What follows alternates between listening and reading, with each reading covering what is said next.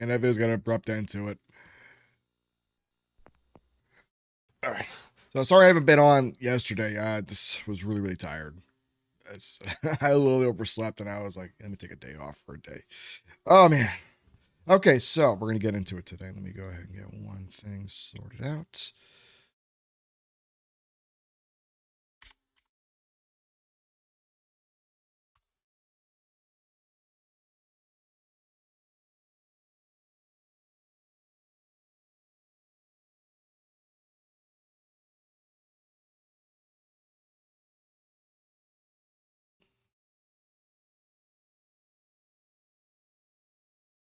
Oh man.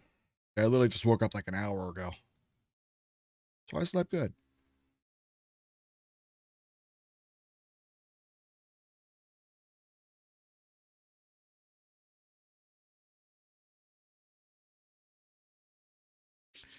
Okay, so Nintendo 64 released in 1996. It says September 29th, but I think it was August, if I remember correctly. So this console was in development for years. Okay, this was not like, okay, they made it overnight and it came out. No, this was a long time coming. So people don't know this. The console was actually called the Ultra Nintendo, and they started working on it shortly after the Super Nintendo, because they wanted to get a head start rather than wait until another console came out. Um, Actually started, I think it was early '93. I want to say they started on it right after they rejected PlayStation. Okay, so they knew they needed another console in order to compete with Sony, because they knew Sony was going to make a console and they were going to probably release it. Now, originally it was going to be a 32-bit console originally, but then Jurassic Park came out and they saw the special effects in the movie and they thought that was amazing because that was a huge hit. So they looked at the company that made the computers for that, and the company was called SGI. Now, SGI software, SGI hardware, actually, I think it's called SGI Electronics. Basically, they made like computers on steroids. Okay. In fact, if you've never seen an SGI computer, go look one up. LGR's got a video on what one looks like. Long story short, they are insane for what they were back in the 90s. By today's standards, they're nothing. But back then, they were nuts. Their cheapest computer was $10,000. The average PC went for $1,000. Yeah, that's the average PC you can get on like Best Buy. SGI, no, you got to spend at least 10 grand to get one. And that was the low range model. The high range model was 100 grand. But you can get that at a discount and get it for about 84,000 instead. Yeah, they were expensive. And the reason why was because the CPUs in them were like the same you can get any other PC. The problem was the GPUs were really powerful and they had an insane amount of RAM. Like the average PC back then only had about 32 megabytes of RAM. This thing had a gigabyte of RAM. Yeah, by today's standards, it's nothing. But back then, that was like, holy shit. Now, they worked on this console with Nintendo for several years. Nintendo was going to do 32-bit, but SGI said, oh, no, we can go 64-bit, no problem. And so Nintendo was like, okay, 64-bit. And they showed that they can do it, and it worked fine. Then the console name changed to the Ultra 64. Now, the proof of this is, believe it or not, they had two games advertised for it. One of them was Killer Instinct, though, was the other one was Cruising USA. I got Killer Instinct. I don't have Cruising USA right now. I got to get it back.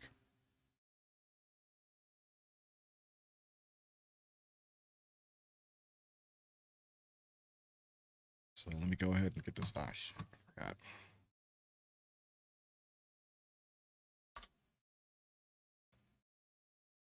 Just to show you. We'll watch the intro and you'll see.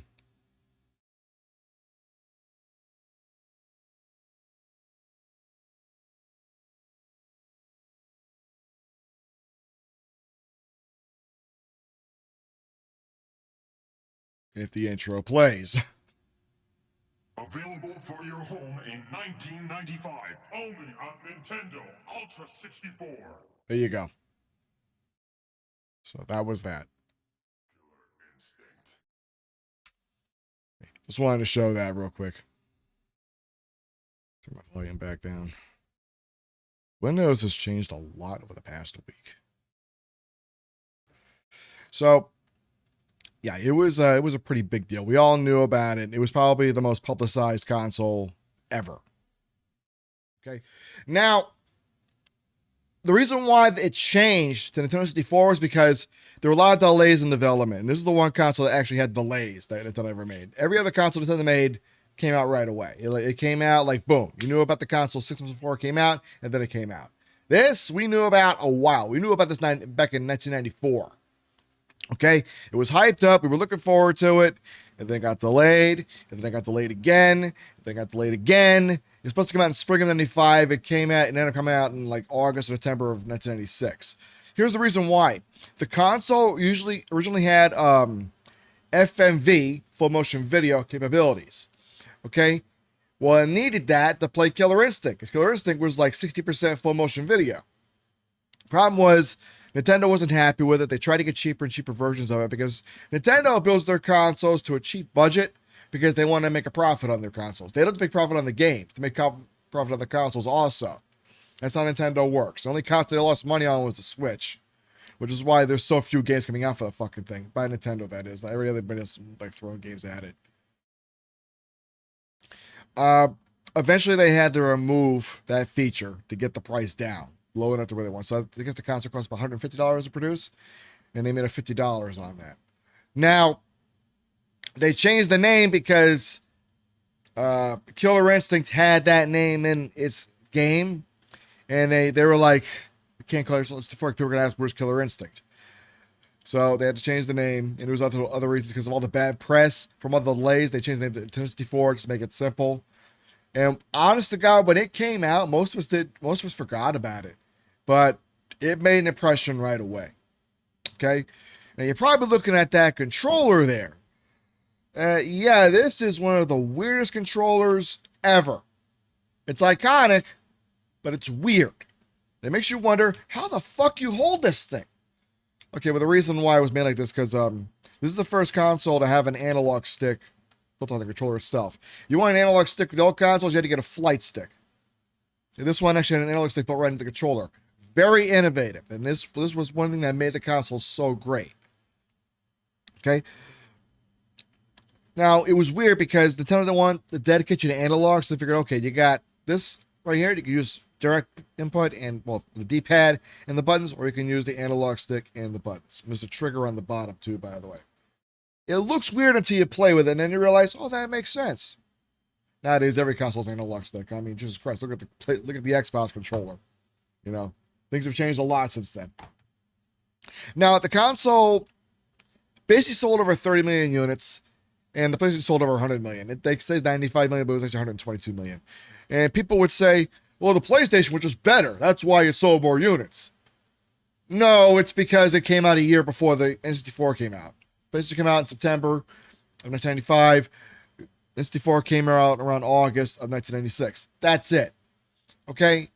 The PlayStation came out and had a bigger share in the market, and that's the reason why they beat the N64.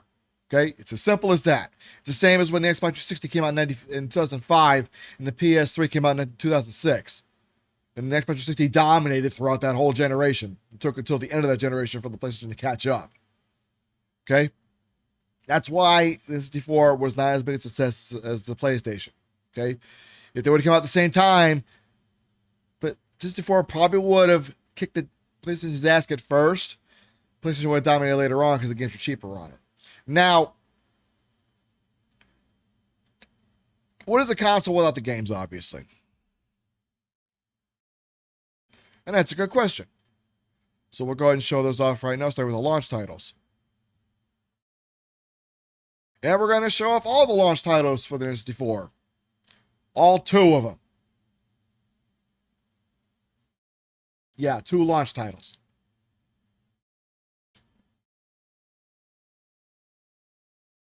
First one is Super Mario 64. It's me, Mario. Hello. Okie dokie. Okay, to be fair, Dear Mario, please come to the castle. I have baked a cake for you. Yours truly, Princess Toadstool.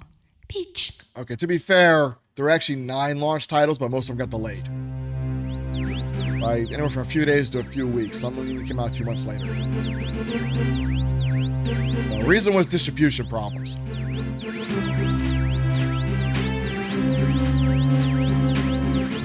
shows you how much they delayed this thing and then eventually said, fuck it, let's put it out.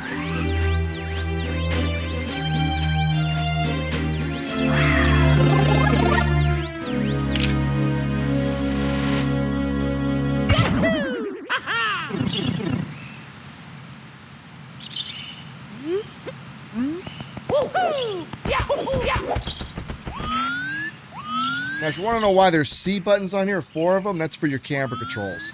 They figured buttons would be easier to get used to. And to be fair, it was. Come on, it's the first console with an analog stick on it. Everything else just had like D-pads and that was it. And also, they knew what to do with it by giving you full 360 movement, whereas most games before this had tank controls.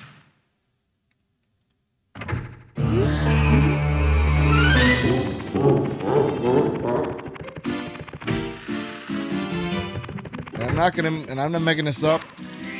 It feels weird, but when you play with the controller, especially with 3D platformers, it is damn good. They knew what they were doing. Like seriously, one day I'm gonna go back to Mario 64 with this controller. Like, I can literally beat the game so easily with this.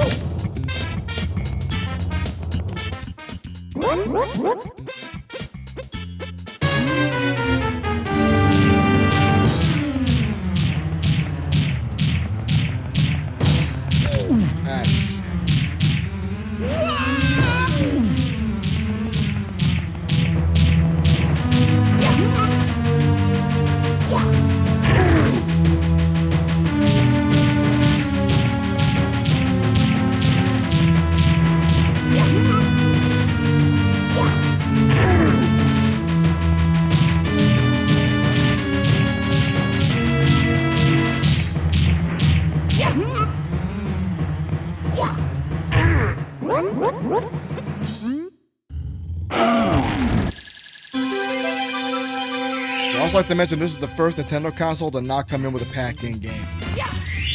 Because the NES came with Mario, the Game Boy came with Tetris, and the Super Nintendo came with Super Mario World. So,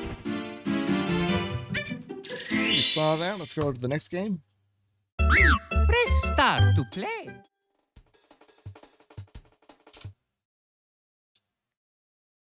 All right. So the other game that was a launch title.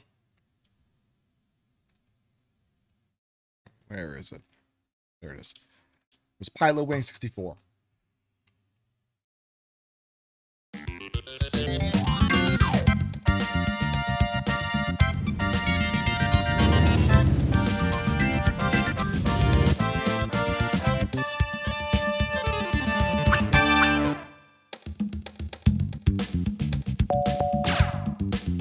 And this was kind of take it or leave it.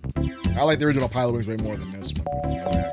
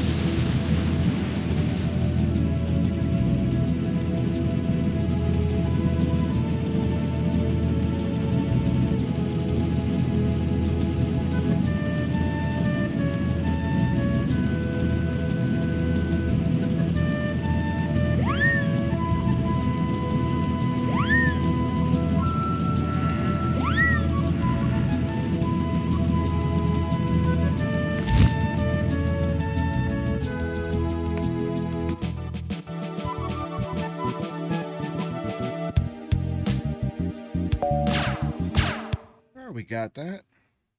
I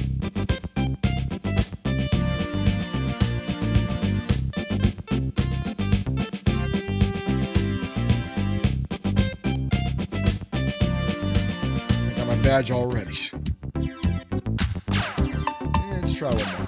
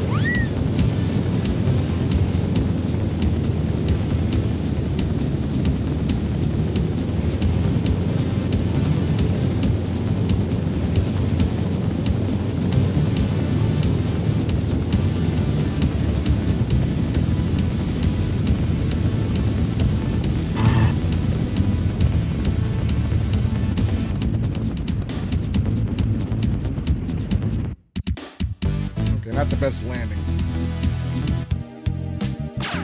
Whoops. Alright.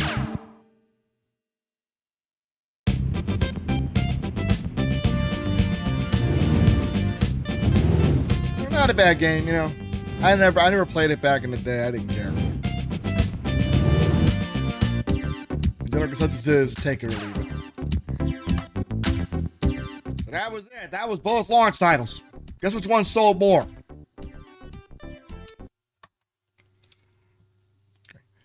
But other games came out shortly afterwards. So, like I said, some came out just a couple days to a couple weeks afterwards. So let's go with the next one in the lineup, which was Cruising USA.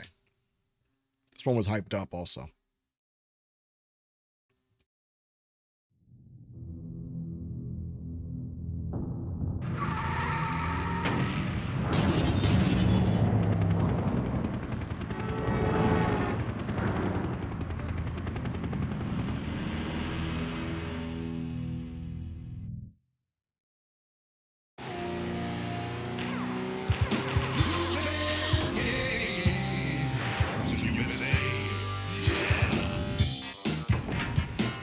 Choose your car.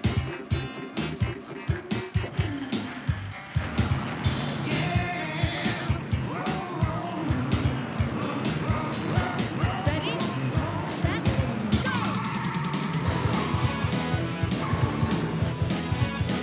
Now, one question you're probably asking, what about the audio? Audio sounds pretty cheap. Well, basically, this is sort of like, to give you a better example, this console's basically like an overclocked Super Nintendo with a 3D chip in it. That's basically how to put it. It's complicated how it works. Because again, they wanted to get the price down to $200 price tag at launch, so. Also, this is the first console like Nintendo put out that did not have a packing game, and they had to cut costs wherever they could.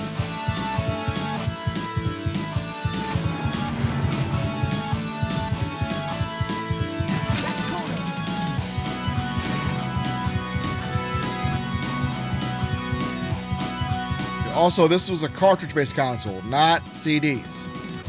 Everybody else went CDs, Nintendo stuck with cartridges.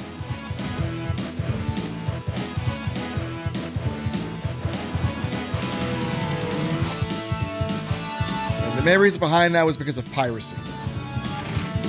But, you know, look where we are today.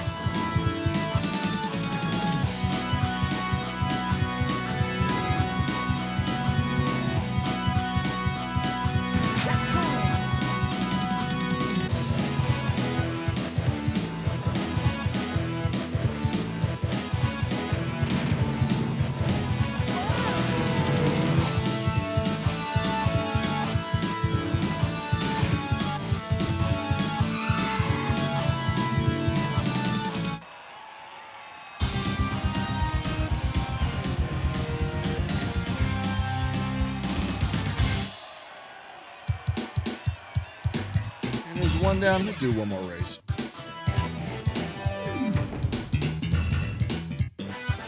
Welcome to the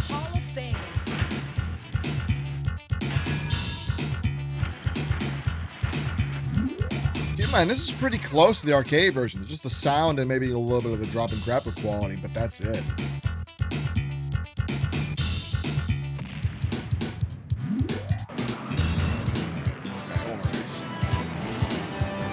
Ready, set, go!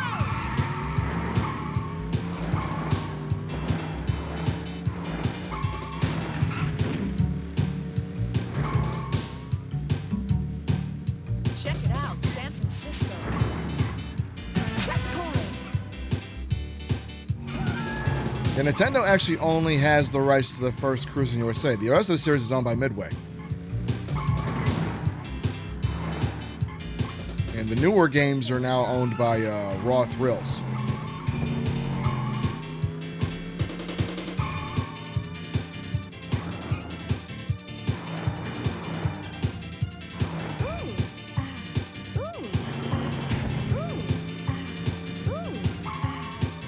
The one thing I noticed when you play with this controller is that the analog stick is sensitive as hell. That's because, again, this was new, so they had to make it so that it was easier to pick up and play.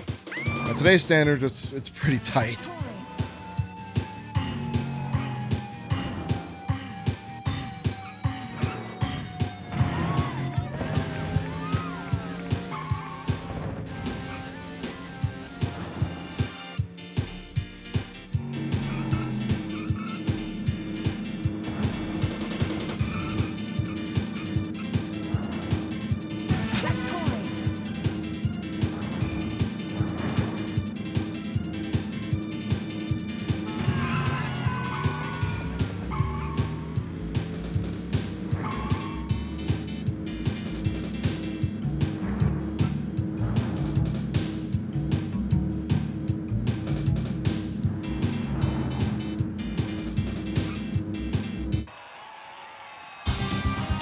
There we go. All right. So that's another game we got down. Okay, so the next game, that's going to be released shortly after that, was Killer Instinct. Not the first Killer Instinct. They could not get it to run on the console. So they just took KI2, added a couple features to it, and they called it KI Gold. Not a bad game, but not what we were expecting.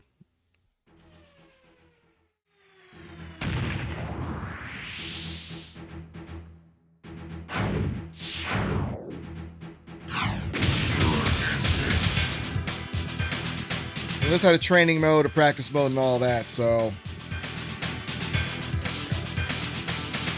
yeah, I'm happy with all that.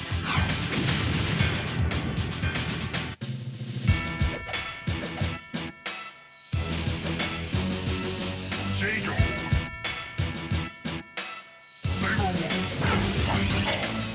Also, the sound effects aren't as good either.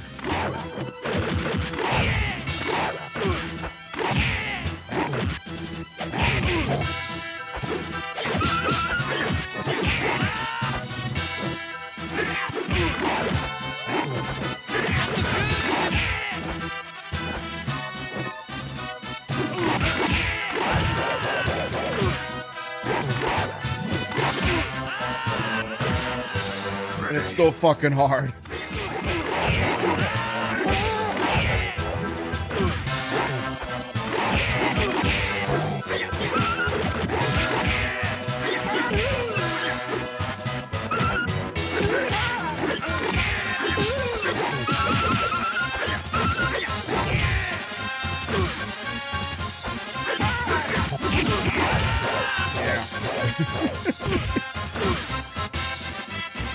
It's really difficult. Continue. I'll try one more fight. Jago. I'll try again. It's really, really difficult, to be fair. Ready. Even the arcade game was hard.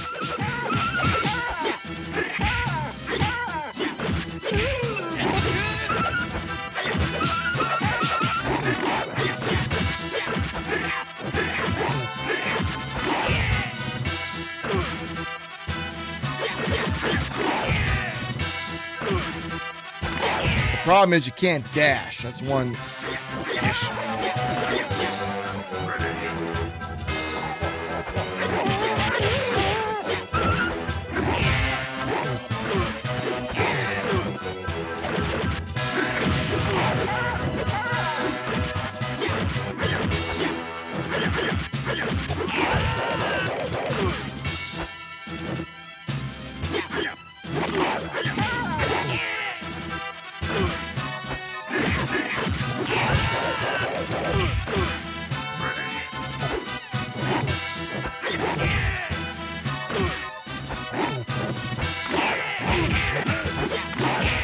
Yeah, the AI goes ballistic at some point.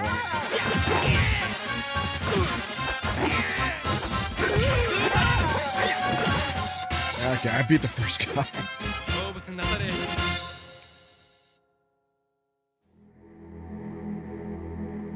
All right, we've seen enough of that. Not as good as the arcade game, to be fair, but you know, it's close enough. It was close as I could do. Again, the sound effects also suffered from it. And then we had a few other titles from after that.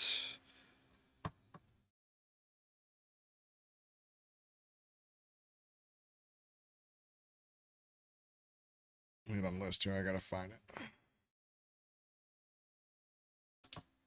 Wave Race. Now, another thing about the console was that it had 3 processors in it. It had a CPU, a GPU, and what they call the CPU or RSP. Okay? Basically what it stood for was the reality coprocessor. Okay? It was meant to do physics. Okay? And the big selling point of this console was that they could do water, like actual water. You know, most consoles couldn't even do that. Most consoles were just a flat texture. This was like full on water. Wave Race.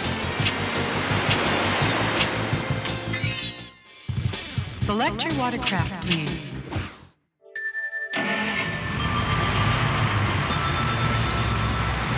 Welcome to Some of you are wondering, what's the big fucking deal? No, they were doing like actual water in this game. They're like, we hadn't seen that before. Ready for the first race. 3, 2, 1, go! Okay. Maximum power. Everybody behind you.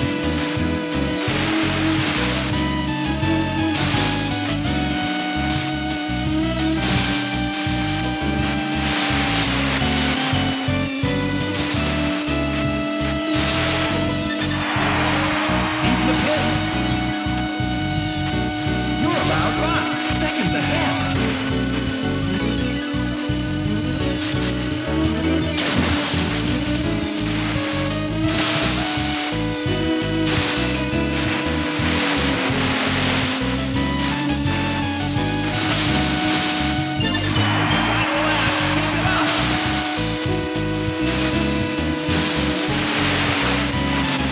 You're about 8 seconds ahead.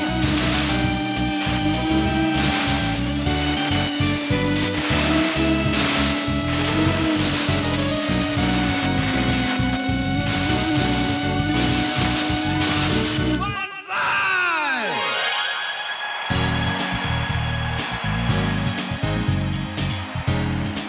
You finished first and got 7. Move on to the next. Welcome to Sunset Bay. Start your engine. 3, 2, 1, go! Okay. Maximum power. Everybody behind you.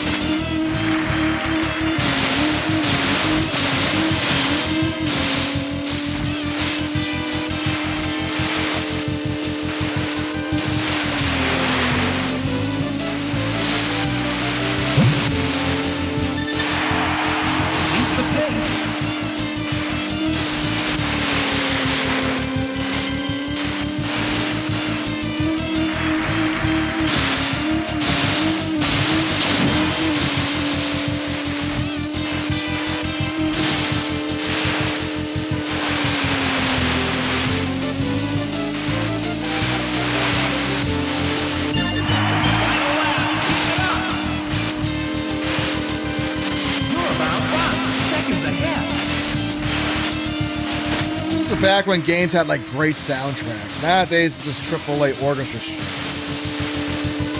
This is back when they actually gave a damn.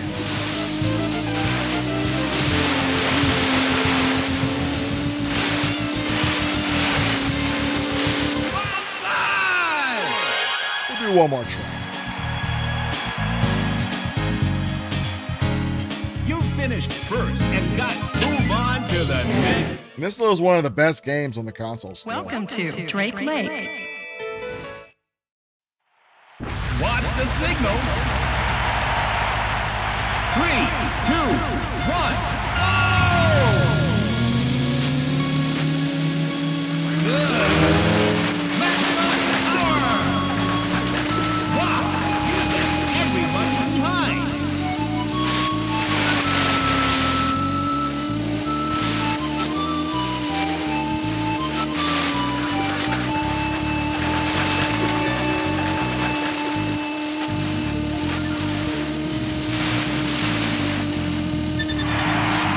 You're still in first. You're about 5 seconds ahead.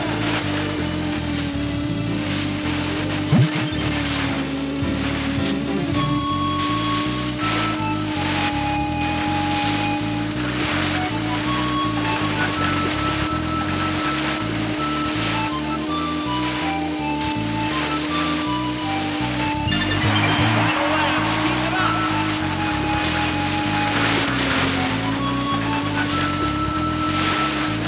You're about 9 seconds ahead.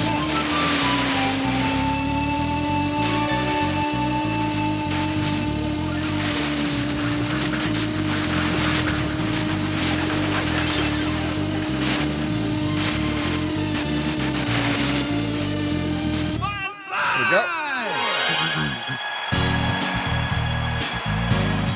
And for Guzzle, they got delayed a year and a half. You We're finished stacking up. first and got 7. Move on to the next. Welcome to You've had enough of that one. If I don't quit now, I'll be playing that game for the next 2 hours. Okay. So there's another launch title. We'll do one more. Just to top it off. Then we'll start getting to the really good stuff.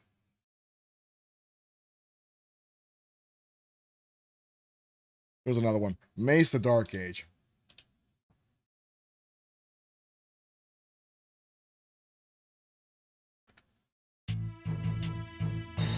It's a medieval fighter. No. No, we're not going to sit through that.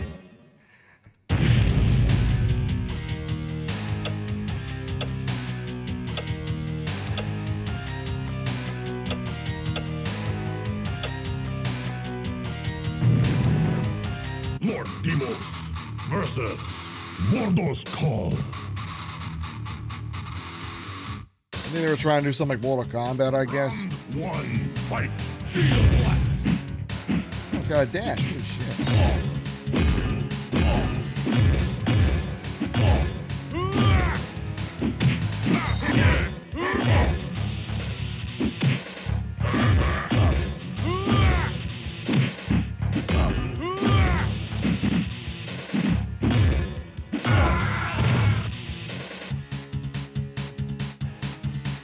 Lord Demos win. Round 2 fight.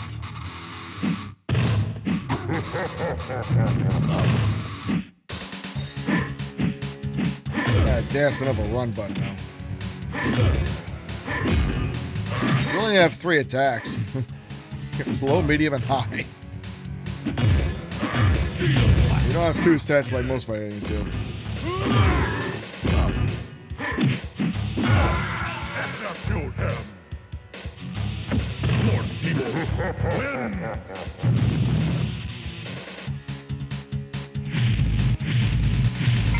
Yeah, they went for more of a Mortal Kombat feel with this. Lord Demos versus Yeah. Ayasha. They definitely went for more of a Mortal Kombat feel with this. Round 1 fight.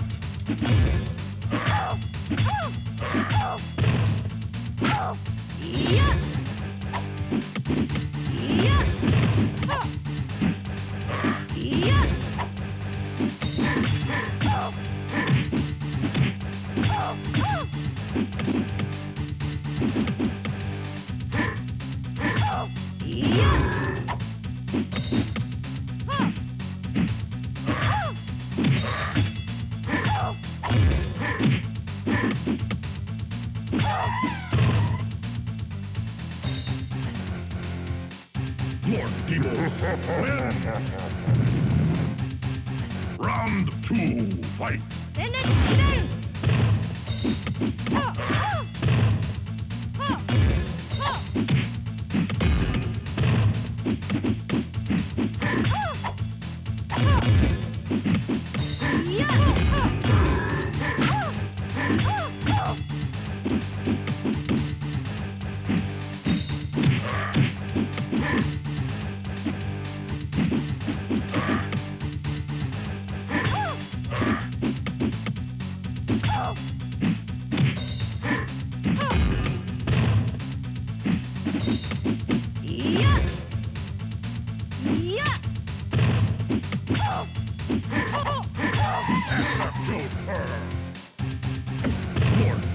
Oh yeah, they even do the fatality setup.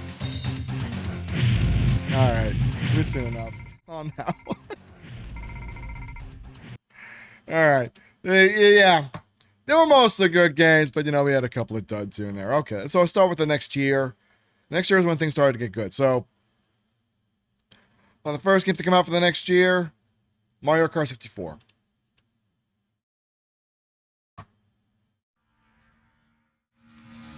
And I'm going to tell you a backstory on this. I hated the Super Nintendo Mario 64 game, the Super Mario 64. I fucking hated it. Why? My brother whooped my ass in that fucking game. And when I say whooped my ass, I mean with the battle mode and I lost 0 to 50. It got so bad I punched the TV at one point. I still call that game the spawn of Satan still. Well, I got the last laughs. I got revenge with this fucking game. Welcome to Mario Kart. And it comes to the old saying, everything comes to thee who... Shit. Everything comes to he who waits. Mario Grand Prix. I used to be damn good at this too. I used to be really, really fucking good. Not as good as I used to be no more. Select map. We'll do a couple tracks.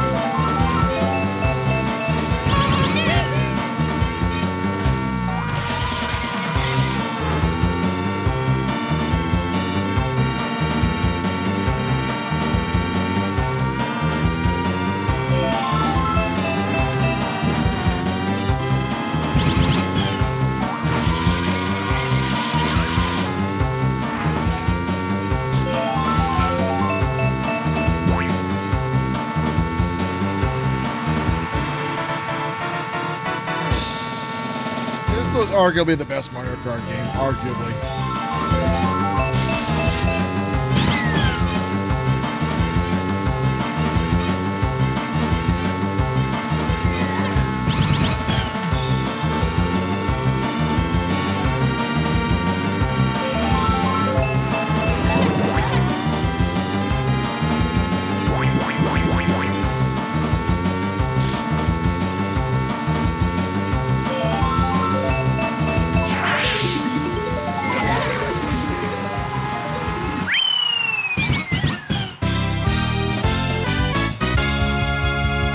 probably the most fair Mario Kart also, because every game after this went back to the difficulty of the first one.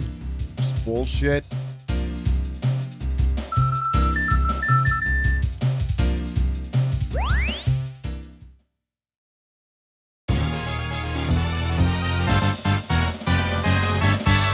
We'll do one more track.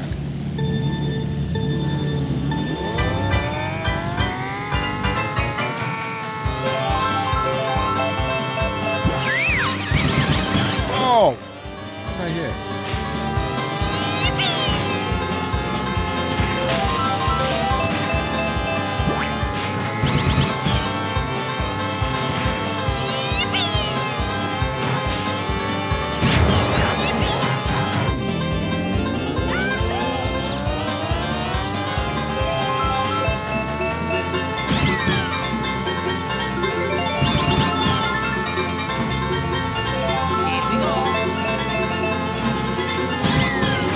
That was before the dreaded blue shell showed up. That wasn't in this game. Although we all know why Nintendo put it in there.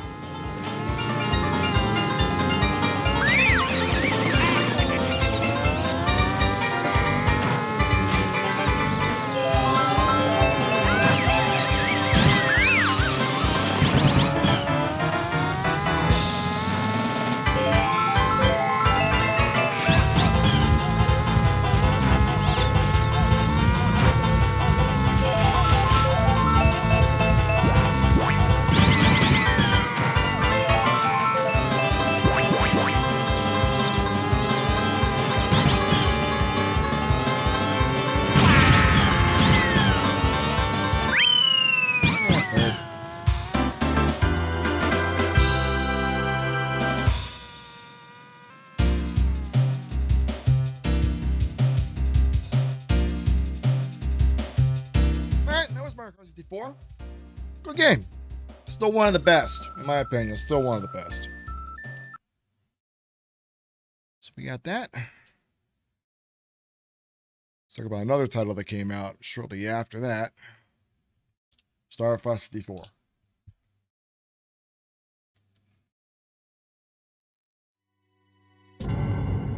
Another awesome title. I'm not even going to sit through the first cutscene. We're going to get right into it.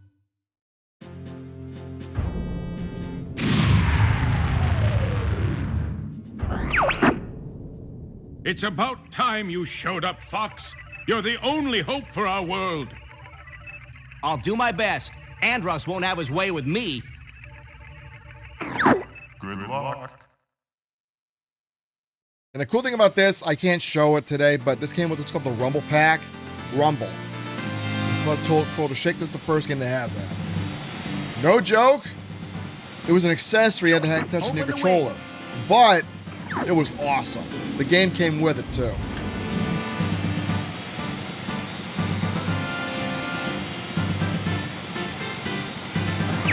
Check your G diffuser system. Nowadays, every game has Rumble in it, so... or every controller has Rumble in it. Falco here. I'm fine.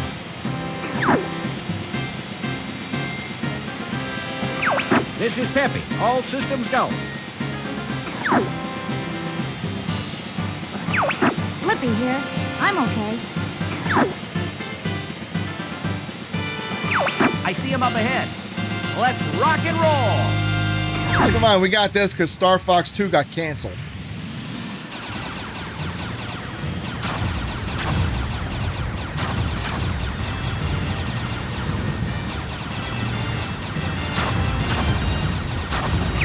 Flippy, get back here. Flippy, watch out. Bogey on your tail. Whoa! Help me! Thanks, Fox. I thought they had me.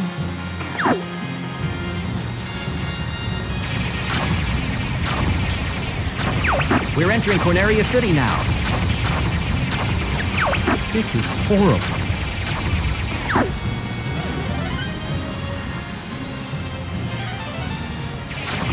Everybody stay alert.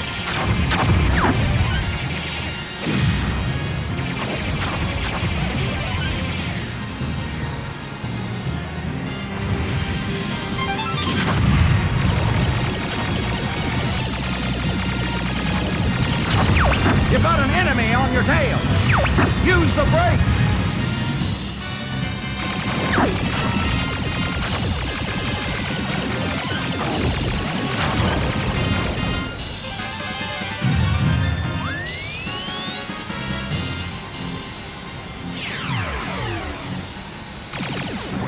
I'll take this one. Get the one behind me. Something's wrong with the G diffuser. I guess I should be thankful. There we go.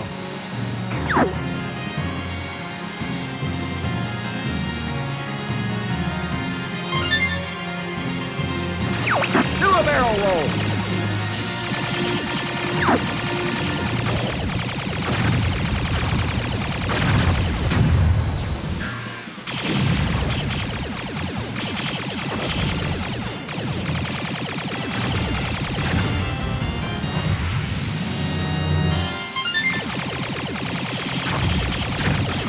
Pretty smooth flying, Fox.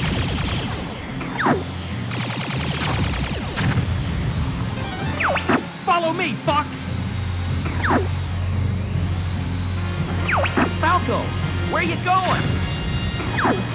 I found the target. Try to keep up. It's a secret boss, by the way. You gotta save Falco and do that little combination with them. Time for a little payback.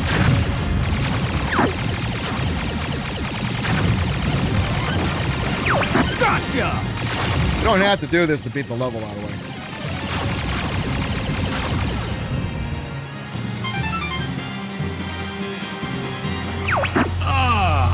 Someone wants to play.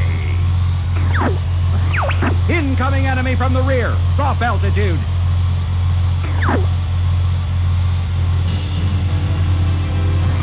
Enemy shield analyzed.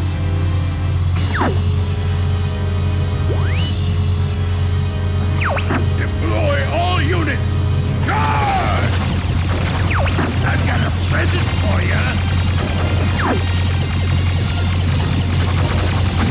That's it, Spot! Aim for the open spot.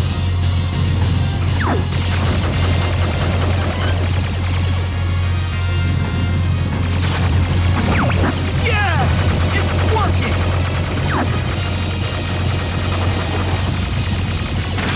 Who are you guys? We're Star Fox. You'll never defeat Android!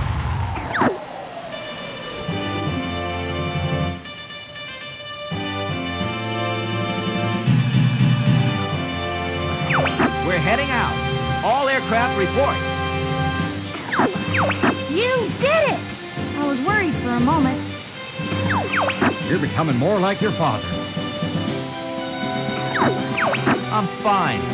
You okay over there, Fox? Now, within 6 months, we got some damn good games. 6 months. We're getting some good stuff here.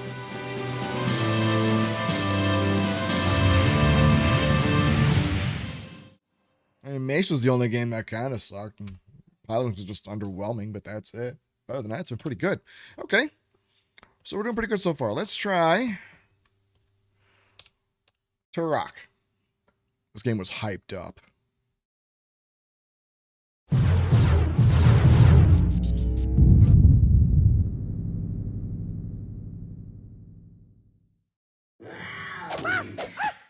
What's cool thing about this, it's got an analog stick. Third-person shooters are possible all of a sudden. 'Cause before this, you used the D-pad and the buttons, and that was it.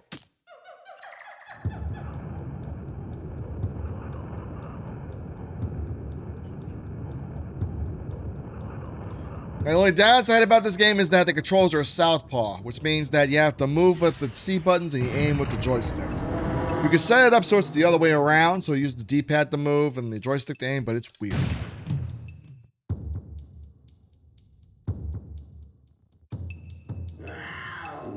Yeah, so you gotta get used to this. At the time, it worked okay, to be fair, because we didn't know how to play this. You use R to jump and the Z trigger to shoot.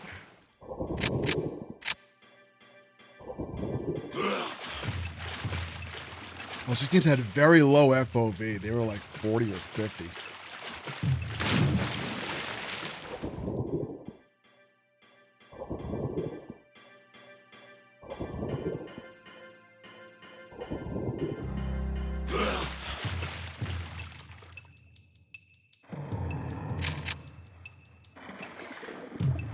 People would tell you this is unplayable by today's standards, but it's not unplayable. You can beat it. It's just not like the remaster.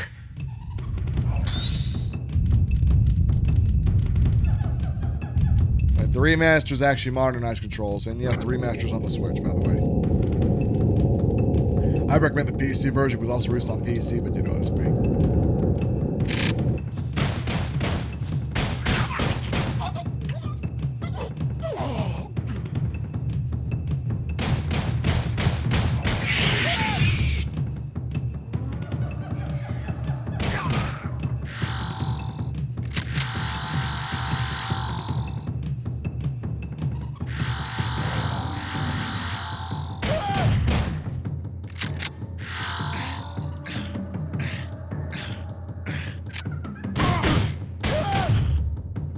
And you can't really customize the controls either, by the way.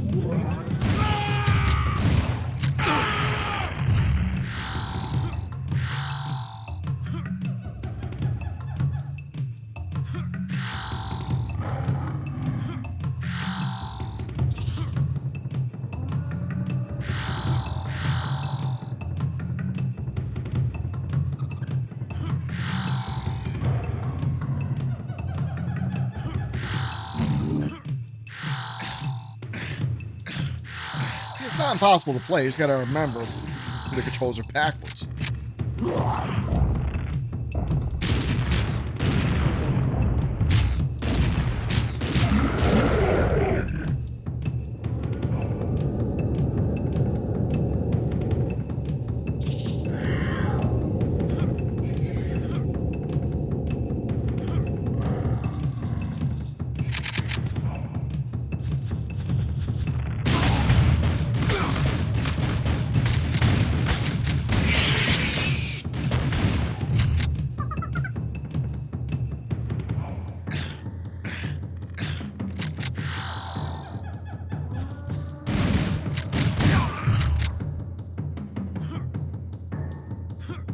All honesty, it's playable.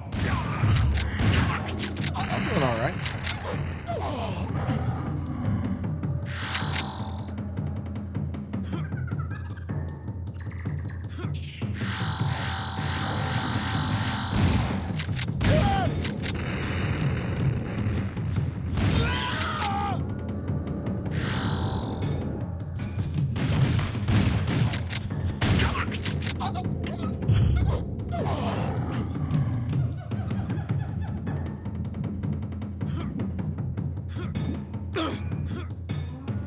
Ash. Yeah, that's what I'm talking about.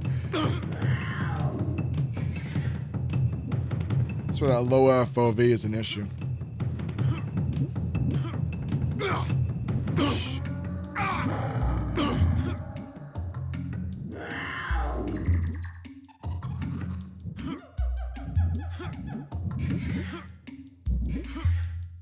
Ash.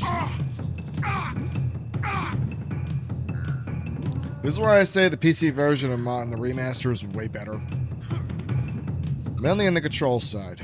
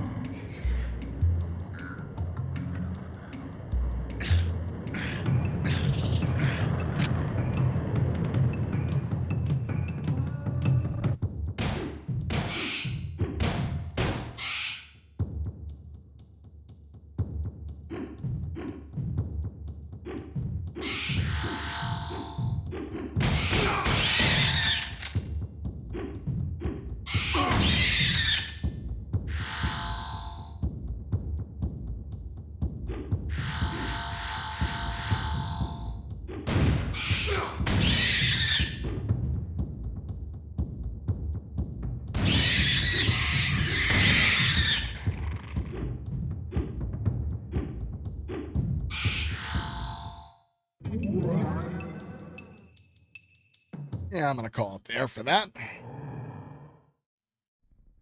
My hands are starting to cramp. That's the reason why. I said it's the controls are backwards, so you really have to get that. And it's always inverted aim. So if you're not used to that, it's going to suck. So that's another one.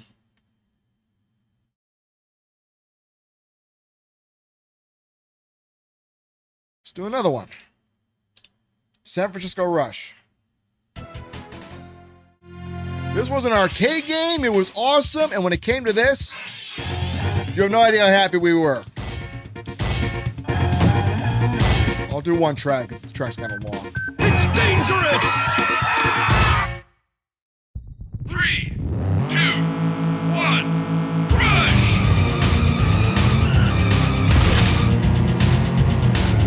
Now, this was on PlayStation, to be fair, but that version sucked.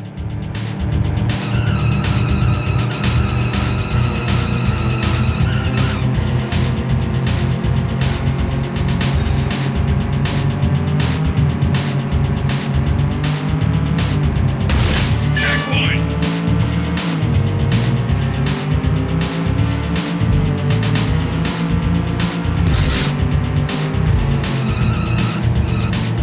Yeah, but I'm not kidding. When this came out on 64, my brother and I, we rented it, brought our friends over, we played it all day. Because it was that much fun.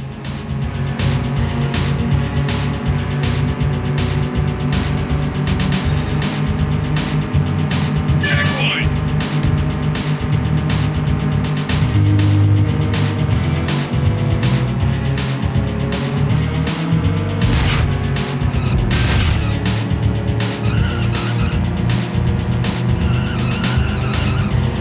Checkpoint!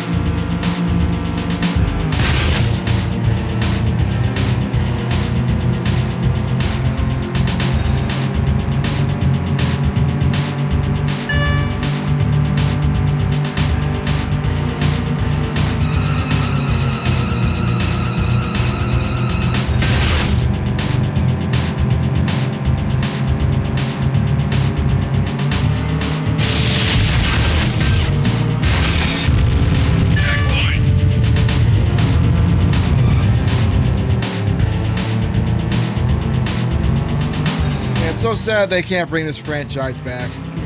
Apparently someone owns the rights to it when Midway shut down, but no one knows what the fuck it is. Checkpoint.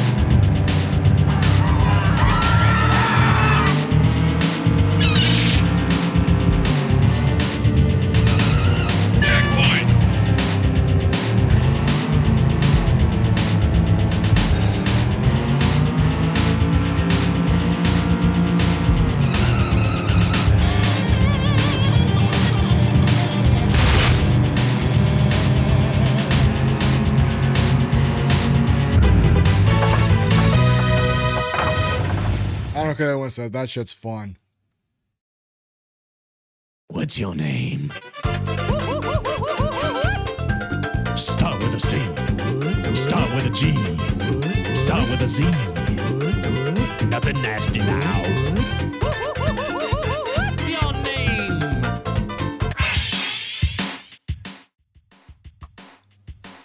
And get this, the game was so successful, they had a sequel. Exclusive to the N64. Rush 2. Race Across America.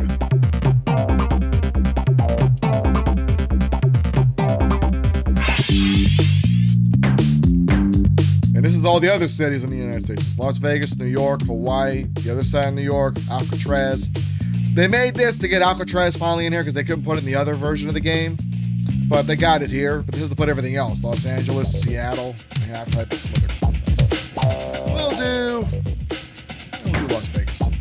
There's a lot more cars in here to use, by the way.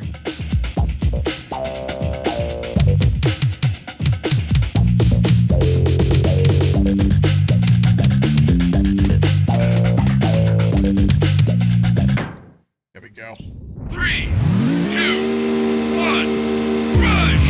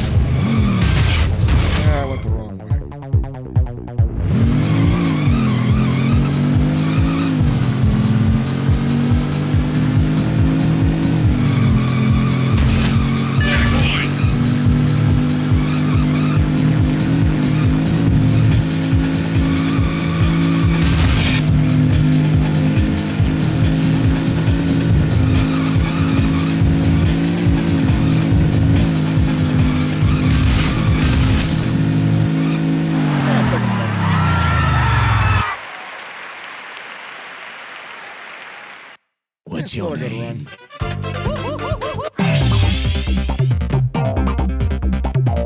Okay. So yeah, games were hit on this the N64. All right, so let's get another one out of the way. Another big title. This one needs no introduction.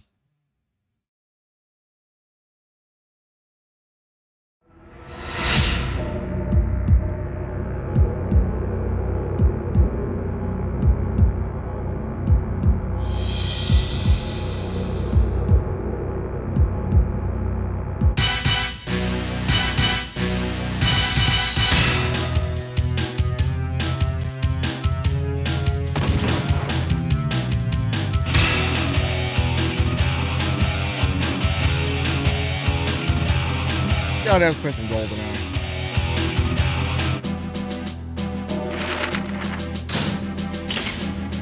Yeah, nah, we're doing Red Original.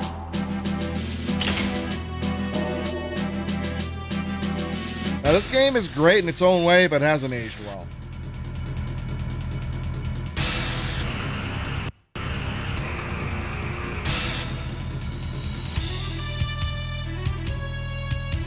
Microsoft's finally releasing it on Xbox Live, thanks to all the backlash and all the thievery that they did with the HD version.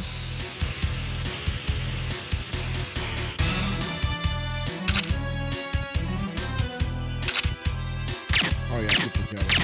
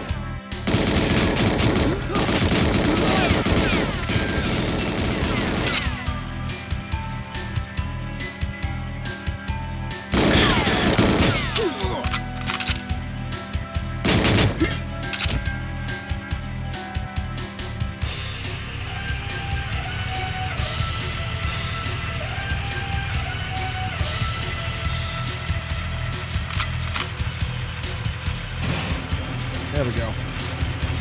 Which one's doing which?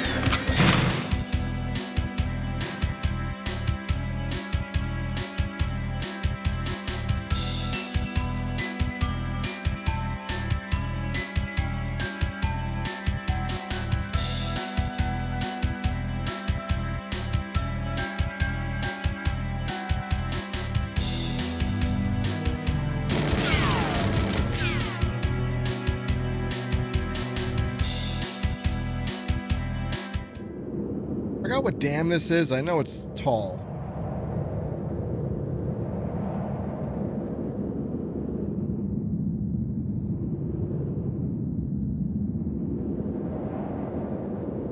Yeah, this game came out 2 years after the movie did. And it took a lot of work, but eventually they got it done. Alright. We saw enough of that. If you've seen GoldenEye, you know exactly what it is. And that's the way it ran on the N64, by the way. So we'll put that off.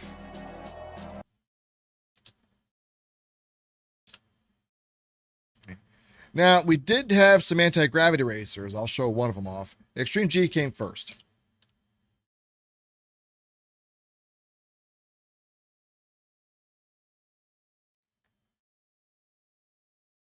And I wish this series would come back.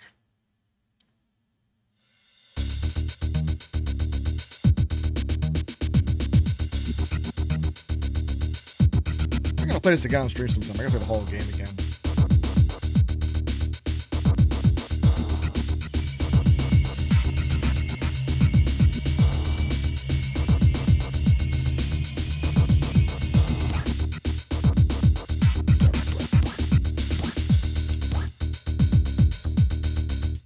And city track.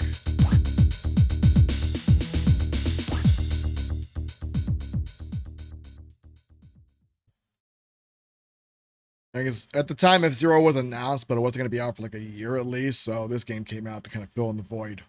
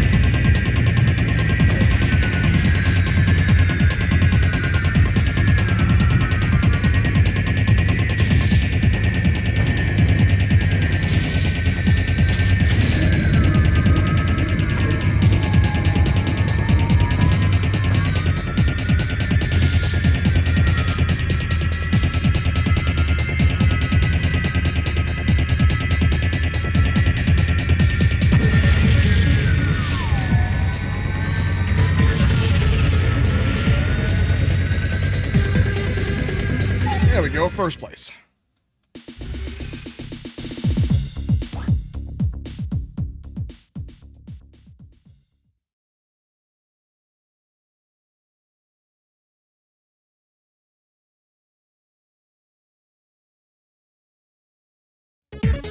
Oh yeah, it does the race again. I keep forgetting. Yeah, you exit to get out of there. All right. That was Extreme G. Great game, by the way. Sad to see the series go. Again, it was owned by Well, it was owned by Acclaim, and they got shut down in 2004. So now we did get F-Zero, and that came out the following year. So we had to wait until 1998 to get that one, with a number of other games.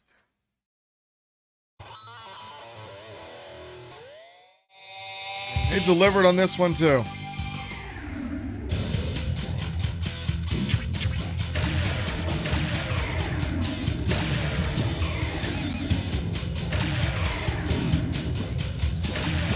I'm happy with that.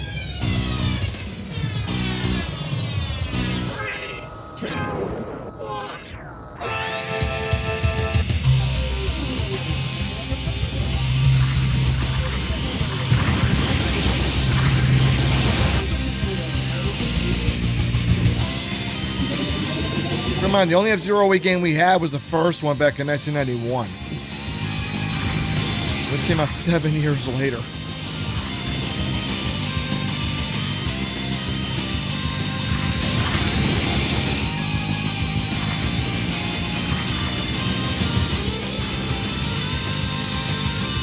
You got boost power!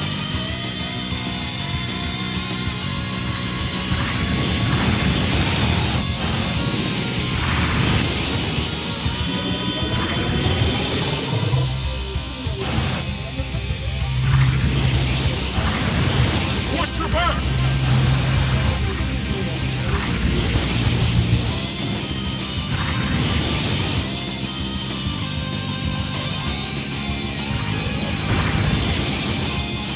Yeah! Don't wait on left!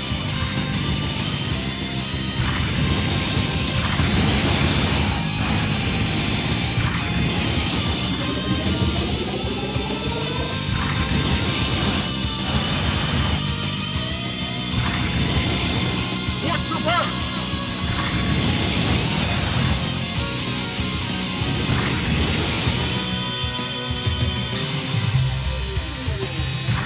Hold on! Go way out in front! Finish! Alright! First place! We'll do one more race.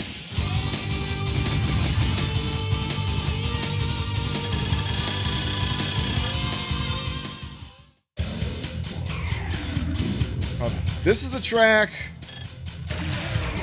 I've actually maxed out. And I've actually almost flown off the damn thing.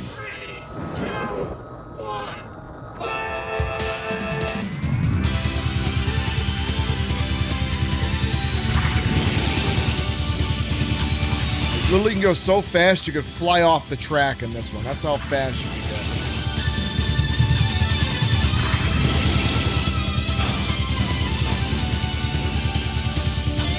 Watch your back!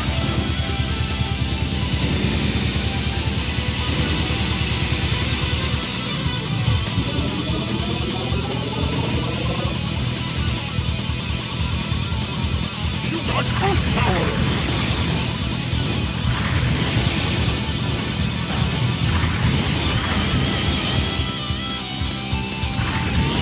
Let's see if I can do it. You gotta go really fast to fly off the track.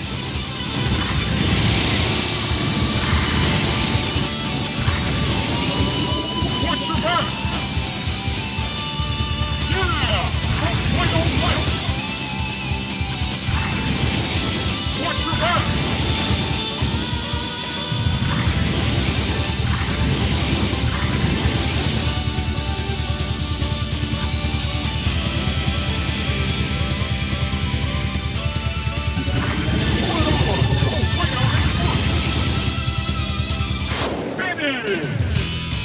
Oh, well, I didn't know that. That was F-Zero X. Another great title.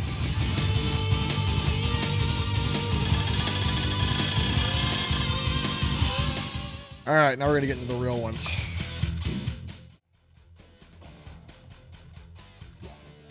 I always save these for last. So let's get to what's often considered the greatest game on the 64, as well as one of the greatest games of all time. Legend of Zelda, Ocarina of Time. People don't know this. This is actually supposed to be a sequel to Link to the Past. The problem was, the development of 64 showed up literally shortly after they started development of it, and they said to put development on that. And then that took so long, that it went from a sequel to Link to the Past to a prequel to everything.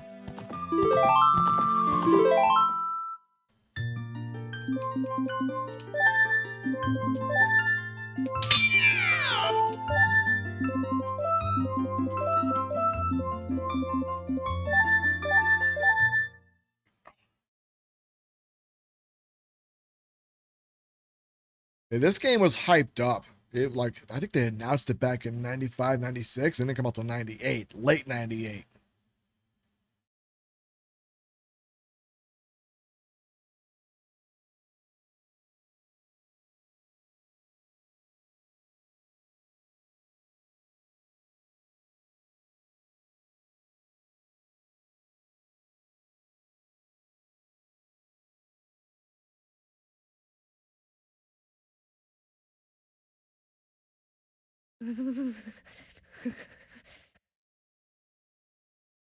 Yeah, and the whole like greatest game of all time argument, I don't agree with that. I think Mario 64 was better. That's my opinion.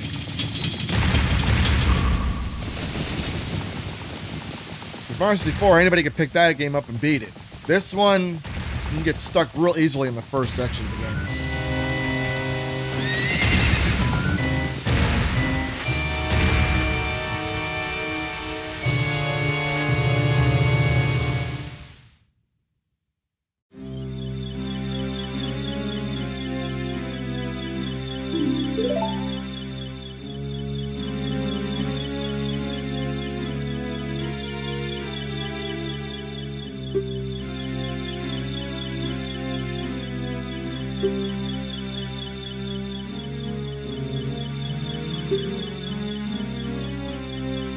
After playing the PC port so many times, this is different.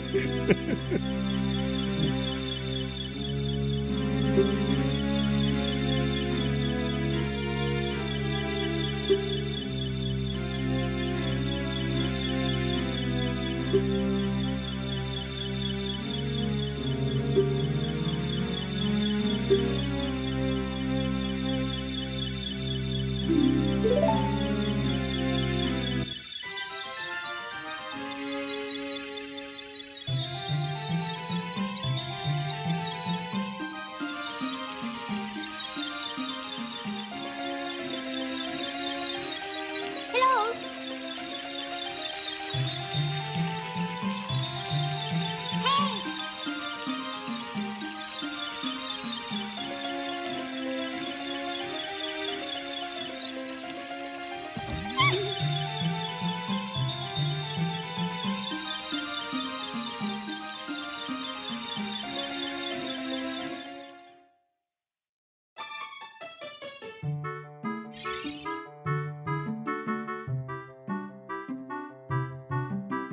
Hello.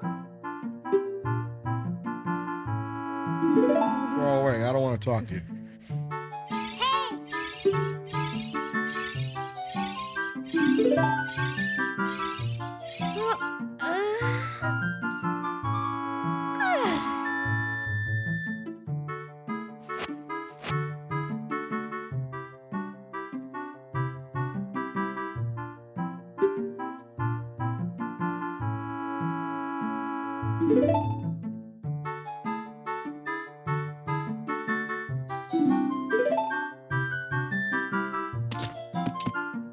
This is the part of the game that most kids get stuck on nowadays because you have to figure it out.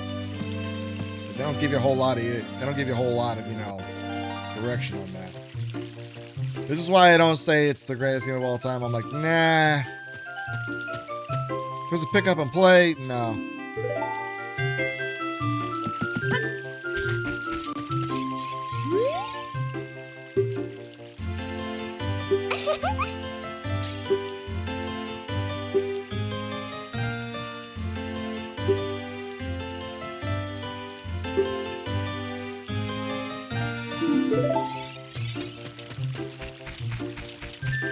This kind of way. If you didn't know where to go, you can get lost real fast. So you gotta know to go over here.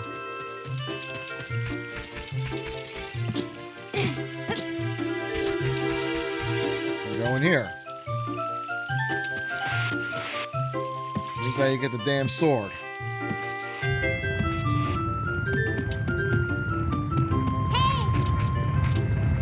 Listen.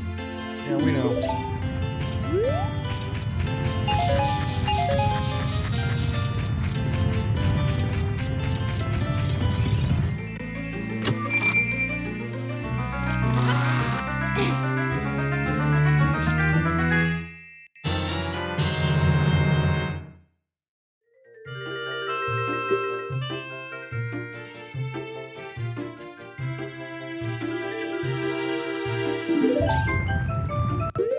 This is why you gotta learn to use your equipment.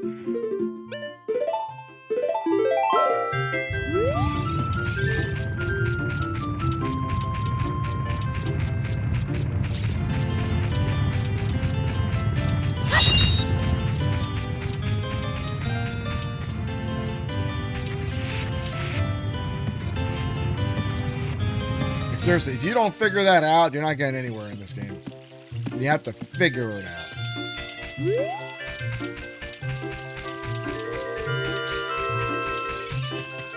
There's no gamers today don't like figuring shit out, they like shit's being told to them. That's how gamers are nowadays.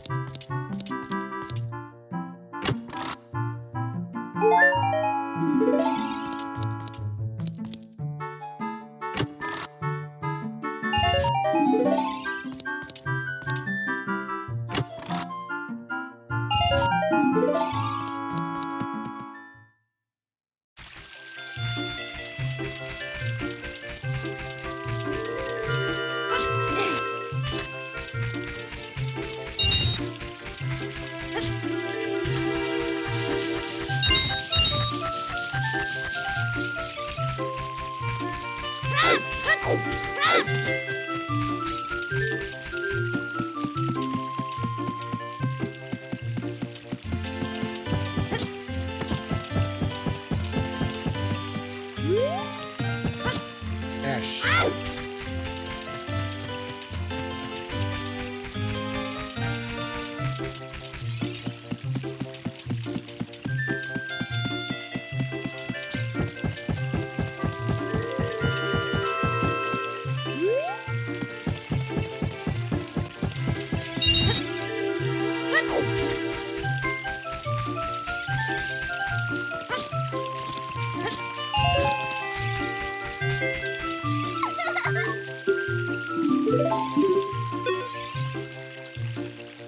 If people say they couldn't put a jump button here, I disagree.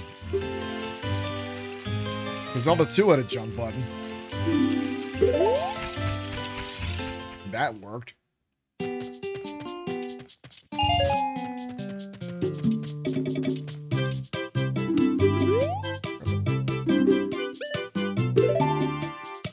Like that.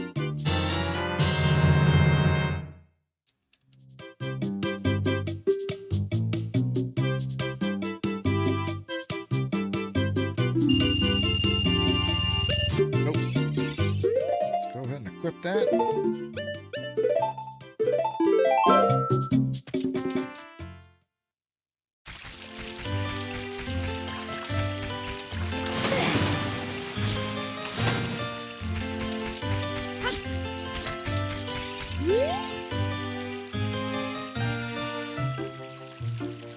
How's it going, smart ass?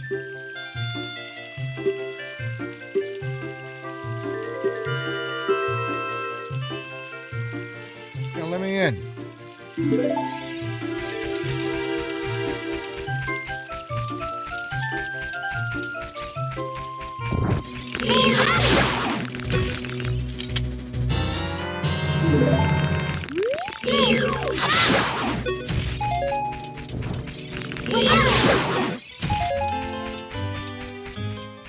No, I'm not going to do any speedrunning tricks.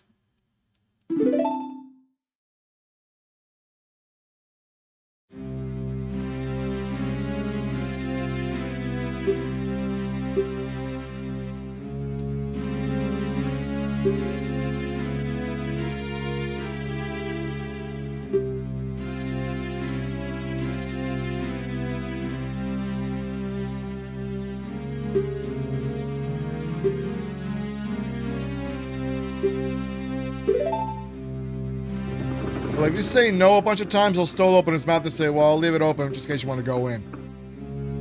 I'm not kidding.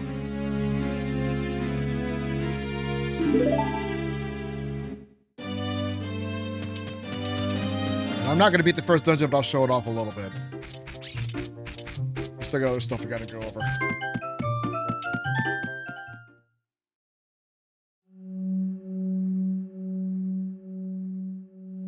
Yeah, this game was a big hit. My brother bought this, I think, day one when it came out. It took me 6 weeks to beat it. Without a guide.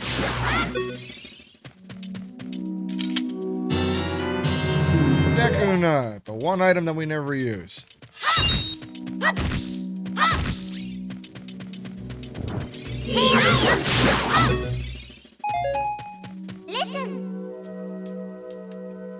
Another thing about this game is also Navi. You've heard the complaints. Yeah, she is annoying. That's with the PC port, you can turn her off.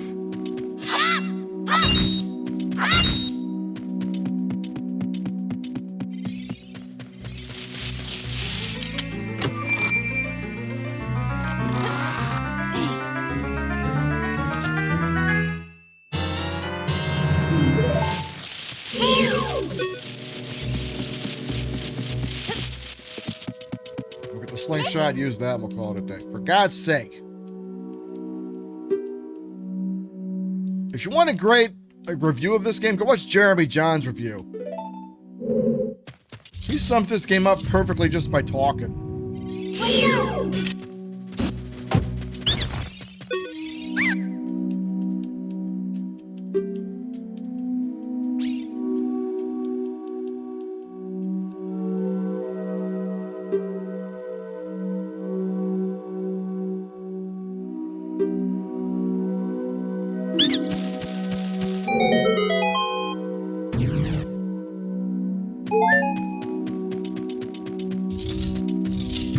They want me to run on that thing, but I'm not doing that.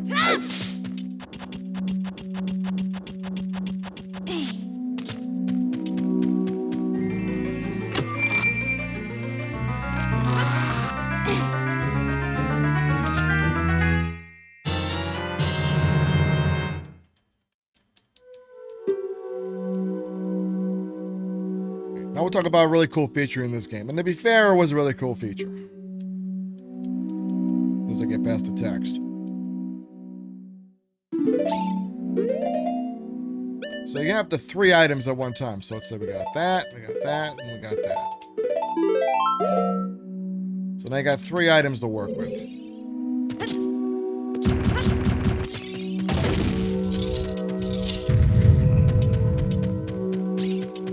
And that's kind of why there's no jump button in this game. I guess they want to make it a little bit easier to get through. There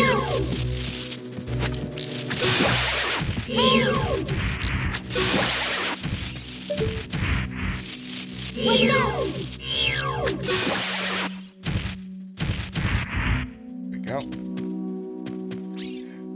All right, we're going to call it on that. Saw enough. And that game was such a hit, they made a sequel. Majora's Mask. This one required the expansion pack. And it was one of 3 games that required it.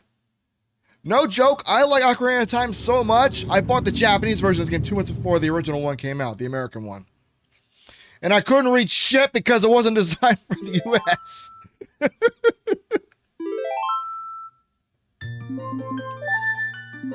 And it's not like, oh, okay, well, you just translate Japanese. No, I really could not read shit because unless you had the American BIOS, it would not work. Like, all you get is a bunch of L's on screen, and that's it. And for a game where you really have to read the text to know what you're doing, that's not good. Needless to say, I saw the world end about 10 or 12 times in a row.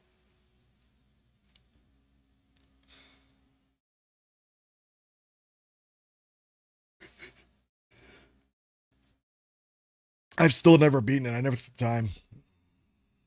It's a great game. I just never had a chance to beat it. Because this game you gotta play way differently than Ocarina of Time.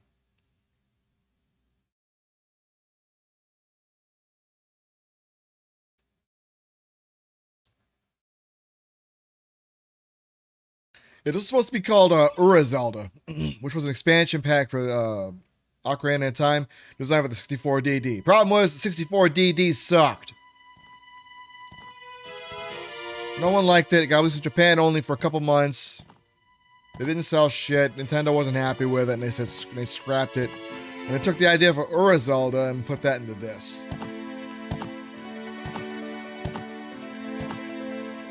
Now the expansion pack doesn't look like it does anything right now. But when we get to Clocktown, you'll see what it was actually used for. It was one thing in particular.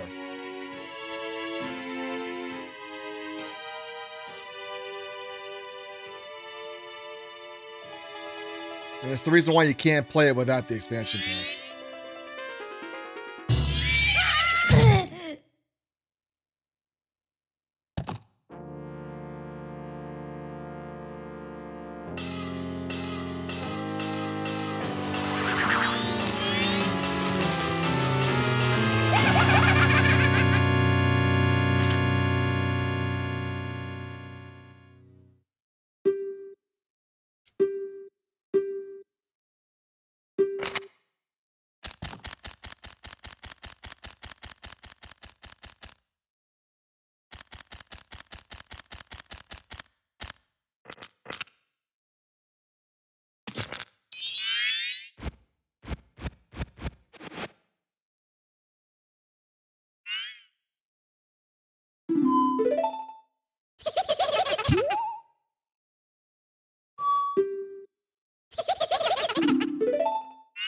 Yeah, the two pharaohs are called Tattle and Tail, by the way. Tattletale.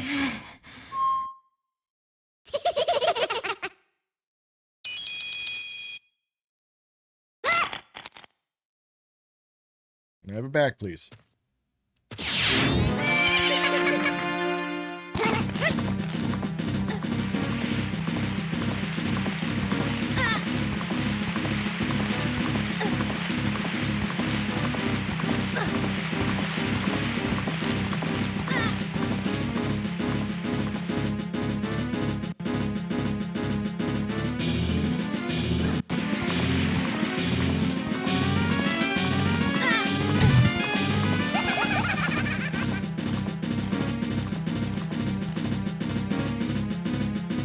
People claim, oh, this can come out a year after Ocarina of Time. No, it came out a year and a half after Ocarina of Time.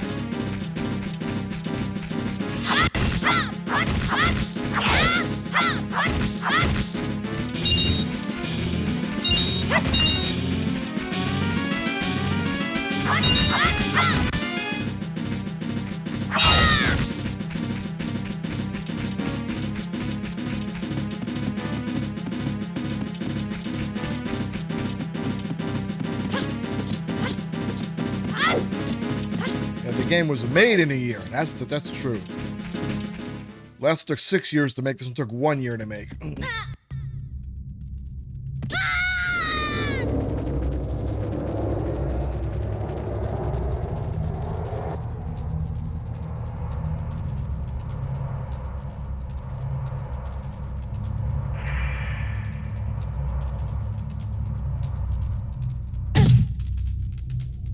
Right now, a lot of you are saying, well, what did the expansion pack do to this game? It was one thing in particular.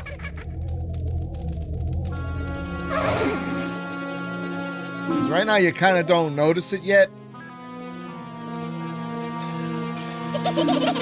Like, it looks a little better than Ocarina of Time, but not by a whole lot. It's literally the same graphics, the same detail and everything.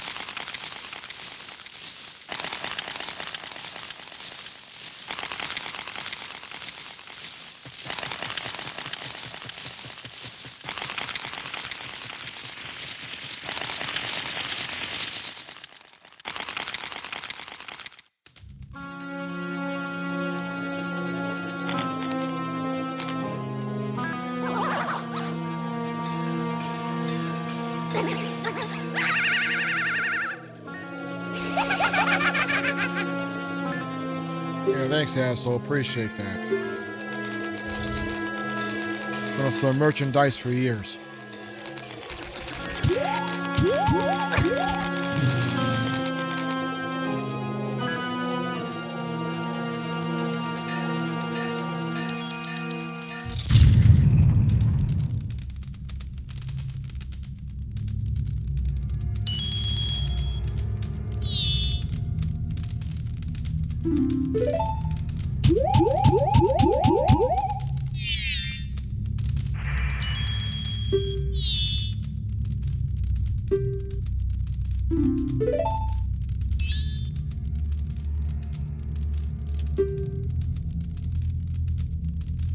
Well, I'd like to, but you just kicked my ass, and now you what? Ask for help?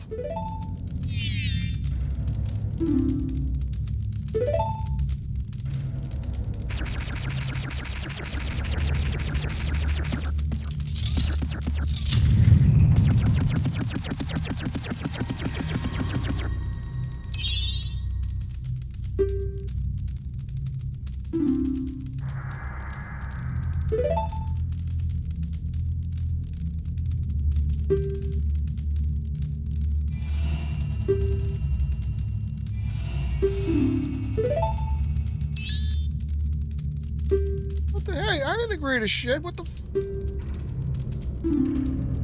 Yeah, Tail. Another one's called Tail.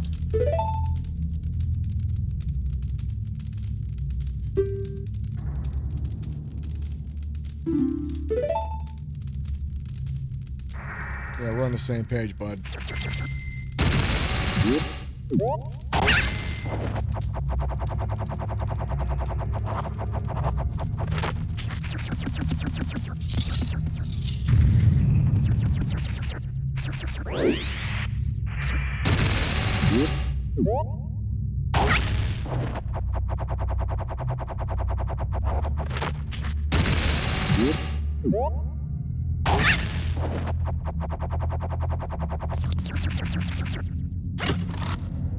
Yeah, what did I get? I got Deku bombs now. Okay. This I gotta go around.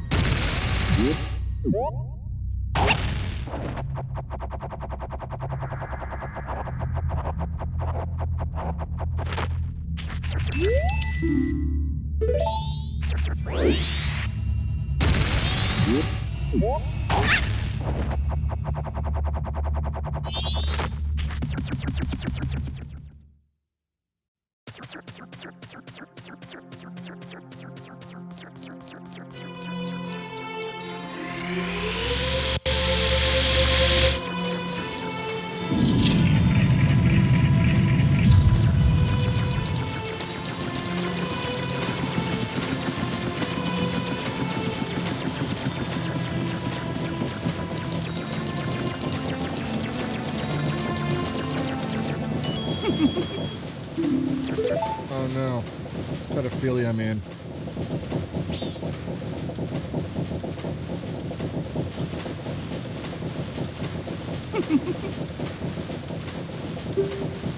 I only did the mass shot missions once.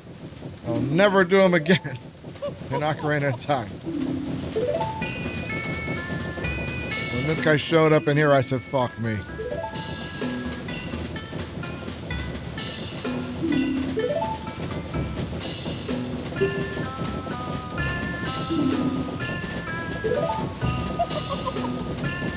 Well, it's funny, he carries that out and then you don't get the mask. And he freaks out. Look it up on YouTube, it's hilarious.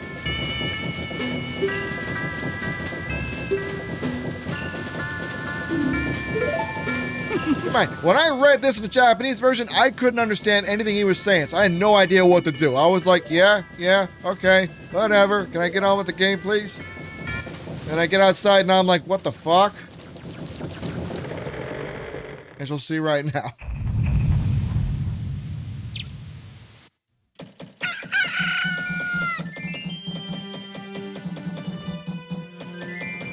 Now, this is what the RAM cartridge does. The expansion pack, there's a bunch of NPCs running around this world, and they're all set to a certain time that they have to move around.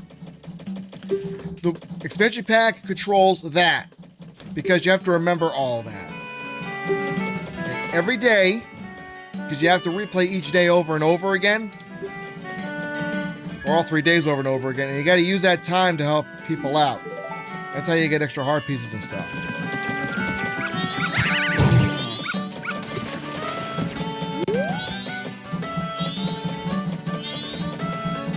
Dog. See, all these NPCs, they're all controlled. Including that guy over there, he goes to a spot, he goes there every single time. At the same time, too. That's what the expansion pack did. I'll show you some more real quick.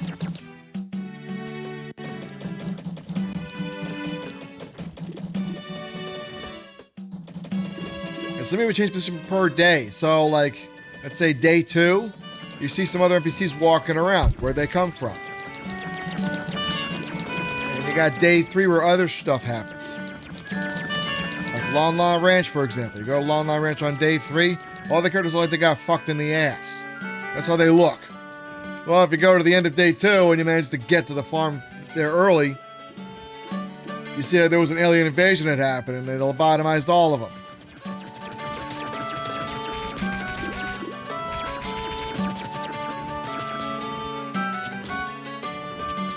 Alright. So we showed that off. We're not going to show any further. You want to see more? Go get the game. Alright, one more game to go and we're going to be done for now. And we're going up with the most controversial game that got released towards the end of the lifespan of the console. Conker's Bad Fur Day. Seriously? Okay, so the 64 at the time was still known for like very like G-rated games, like kid games. And this game got flack when it was in development. People were like, oh, look, another kid-friendly game Rare's making. This is, okay, fine, fuck it. We'll make him, you know, have a real bad day, gets drunk over this, pisses and shits on everything. I'm not even kidding about this stuff. I can't even beat the game. Not that it's too fucking hard, just I'd throw up at some point.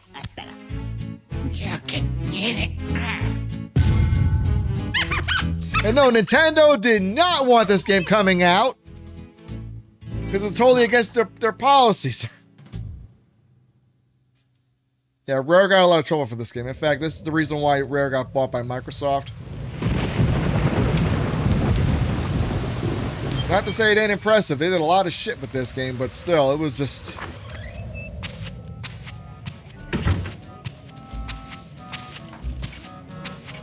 It just made you wonder what the fuck. Here we go.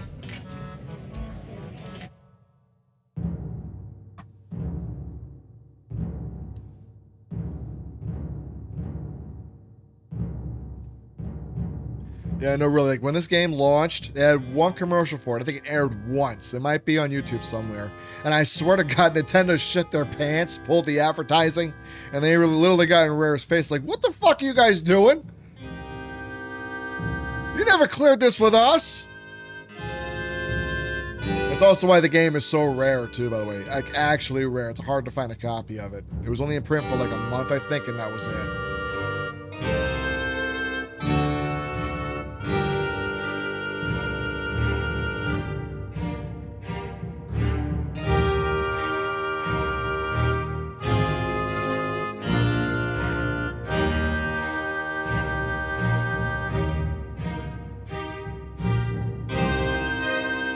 Yeah, man, this is also British humor. So British humor does not hold back compared to American humor. American humor, we kind of hold back. British humor, no fucking way. They let loose.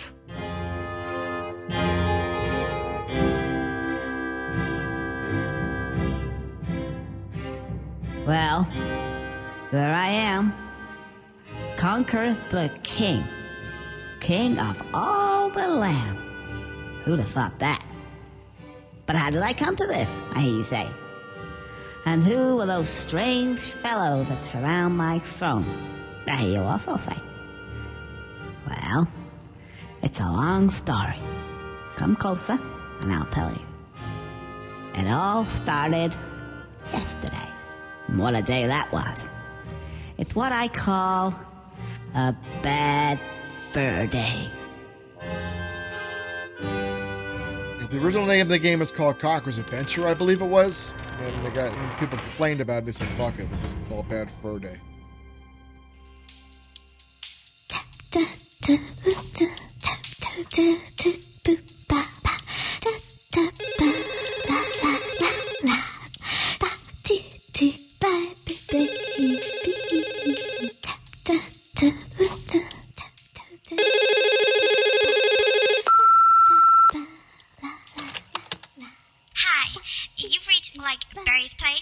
I'm not available to answer the phone, obviously. However, if you leave your name and number and you sound cute, I may ring you back. Ciao. Hi, Barry. Hello? Barry, if you're there, pick up. Hello? Oh, anyway. Look. I'm gonna be a bit late. Well, met up with a couple of the guys and they're off tomorrow to some, I don't know, fight some war somewhere. Anyway, I'll see ya. Love you. Mwah, mwah. I think she won it. Conquer! Put the phone down! Oh, right. Whose round is it? Yours! What, again? Okay. Can someone lend me a $5?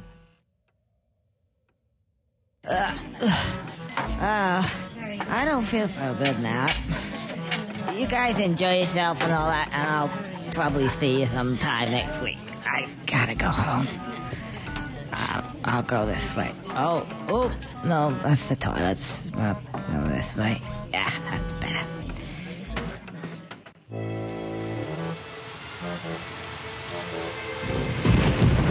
Didn't look too good tonight. Ooh, hang on a sec.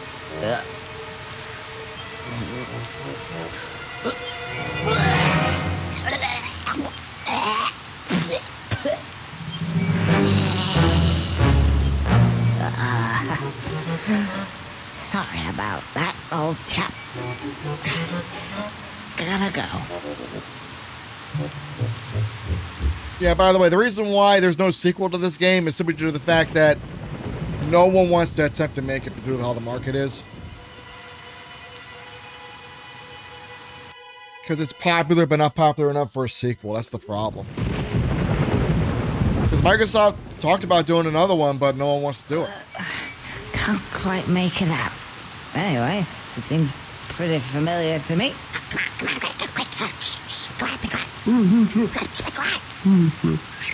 Huh? What's that? Well, this way, I suppose.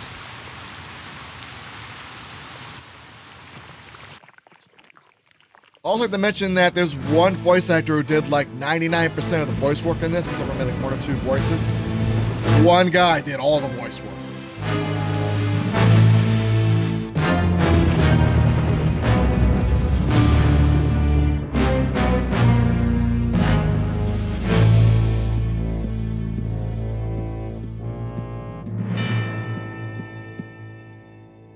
More milk, sire?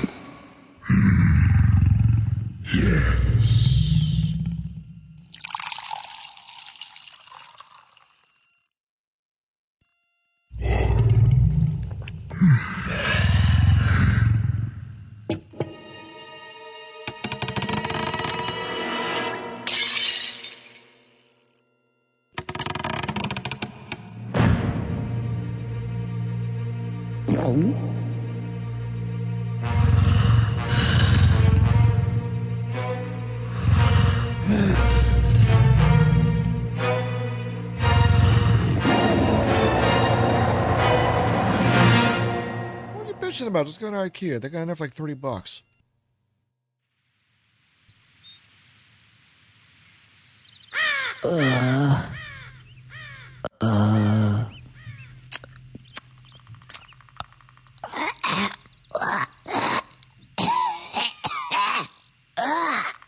Oh, no. It's gonna be one of those days. So you can't move very fast, you can't attack very well, you can't even jump, and if you do that too much, you'll throw up.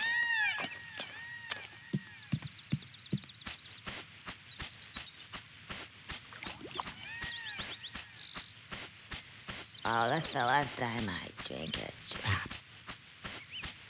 Ugh, I don't feel so good. I got a head like a badger's ass.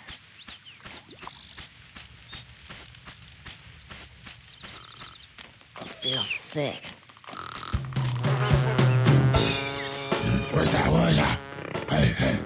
Who are you? Oh, hello. Can you help me? Ugh. I need to get home and go to bed because I don't feel very well at all. Oh, no. No. Oh, so you can't help me at all? Actually, yes, I can. Maybe. Okay. What's your name? Beardy. Beardy? You haven't got a beard. No. Birdie. A scare birdies. Okay, Birdie. So can you help me? Right. Let's step over here.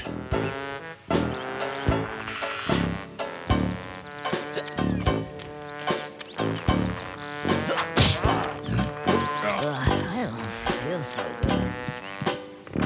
You see those buttons? Actually, you'll find that they're called context sensitive. And, well, actually, they press B. Press B. Oh, yeah. The light comes on. And it makes this nice ting. Right, a ting noise. You guys ting. There, look, ting. That's it.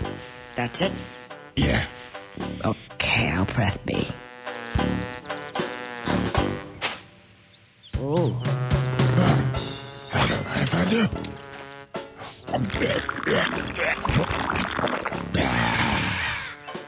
So, what does that mean? It means contact sensitive.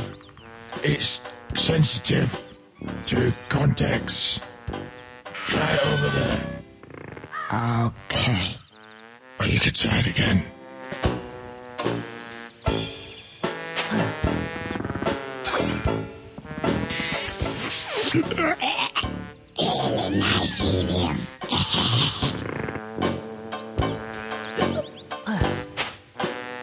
There you go. Get drunk off your ass. Don't mind if I do. Very, very much. I'm gonna go to bed now. Night. Hey, wait. I need more information.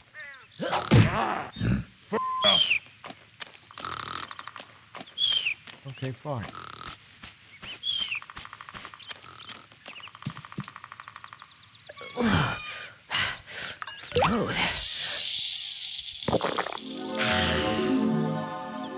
Oh, just what I needed. In fact, it would seem to me that these give me just what I need at that moment in time. Oh, I see what he means. Context sensitive. Clever. Oh, I feel loads better. Right, let's get out of here. Oh, and by the way, if for whatever reason you want to skip all these wonderful cutscenes, then just press the L button. But you will have to have watched them at least once.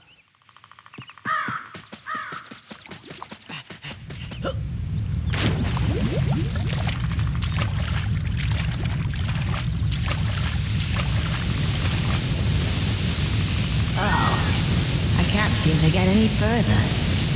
I'm sure there was something. Ah, yes, now I remember. Hold the Z button down, and I should crash. Now then, what was it? Oh, yeah. Press A to jump extra high.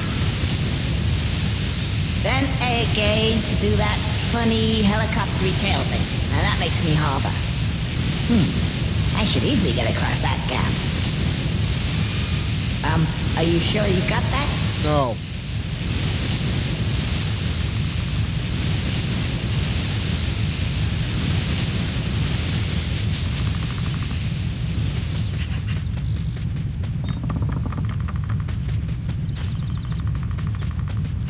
Ah, shit.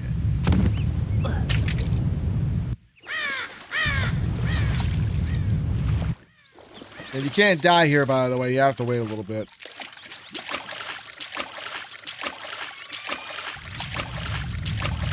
So you can fuck up all you want in this area. You can get hit, punch, drop, fall, whatever you want to do, and you won't die. Next area, you will.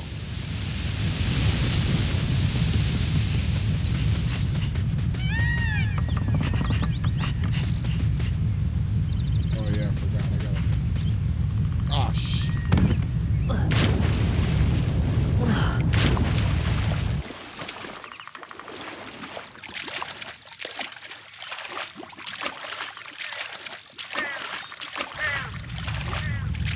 I'm going close to the edge as I can because the controls are like they're good, but it's like it's European hard, so you really got to be careful. Like, no joke, this game is not easy.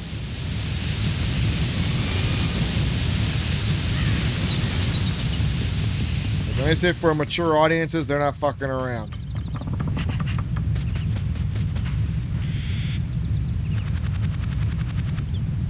Ah, shit. Yeah, that's what I mean. You'll barely make the jump.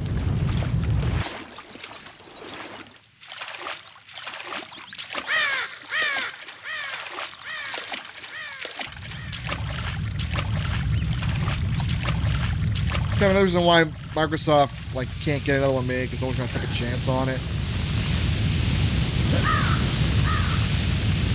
You know, Microsoft did remake this one in what's called Conquer Live and Reloaded for the original Xbox. It should be on Xbox.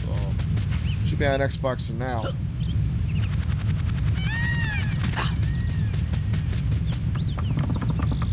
And it's a good game.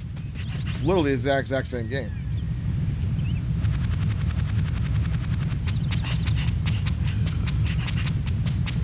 Ah, who's this guy?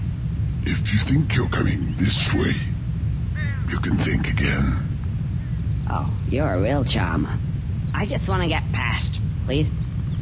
No, I don't think so. I've only just got comfy. Have you ever sat on a piece of Gothic architecture for 200 years?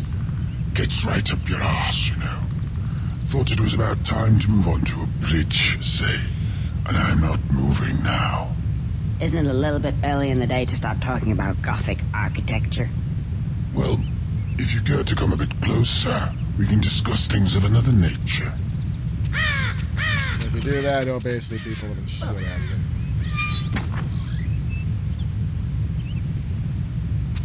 Yeah, okay.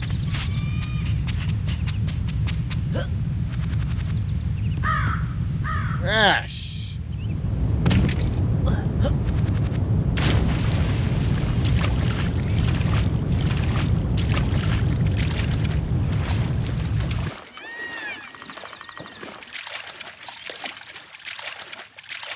Yeah, that's kind of why they don't let you die in the first area. They want you to at least get used to the game a little bit.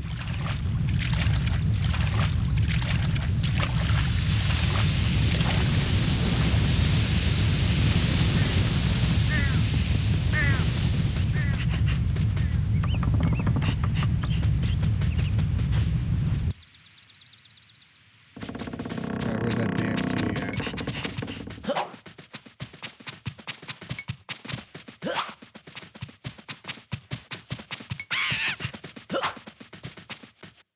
Hang on. There's something missing here. Didn't I have a... Ah. Try pressing B and see what that does. Are you sure you've got that? I think so. Hey.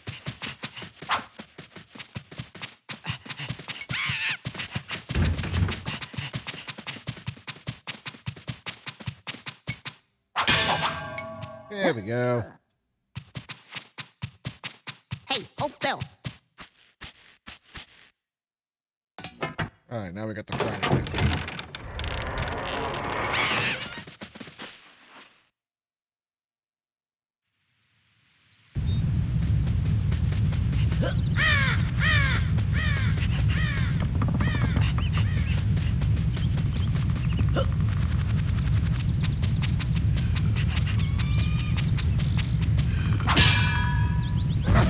A frying pan. You stupid little... Whoa!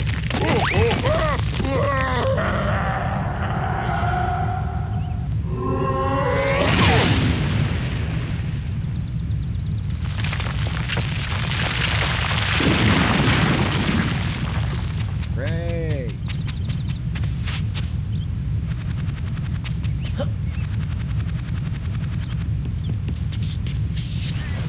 Plunger with dynamite.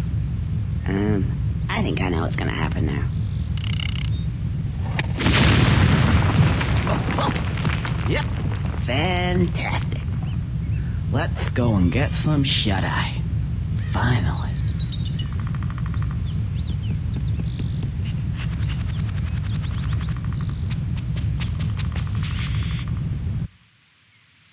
All right.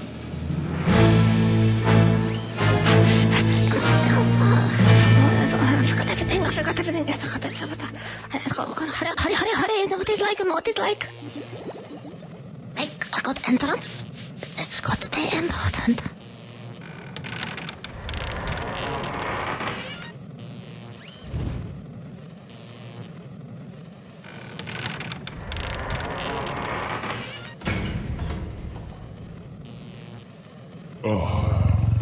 Professor. Welcome. I have a job for you. As you can see, the table. The table. Ah, yes. So, you have spilled the milk again. Oh, that's not good. Let me have a look at it for you. Yes, I think I see the problem. I will see what I can do. Just give me a moment, though. I'll come back later. Don't be too long. I will be as quick as I can, sir. Because we know what happened last time. Only too well. I'll go now. I don't want to have to get the duct tape out again. Yes. Wait, no. I don't want you to get the duct tape out again. Goodbye.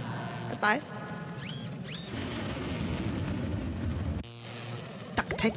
I'll get him a duct tape, asshole. I'll come down here, I'll show him what the duct tape is, I'll show him where to stuff it. Stupid all I do all day is trying to solve his stupid problems out of the asshole. I hate that.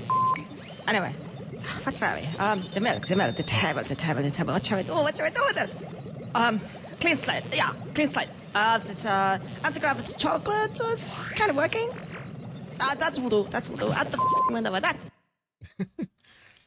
Yeah, AAA voice acting.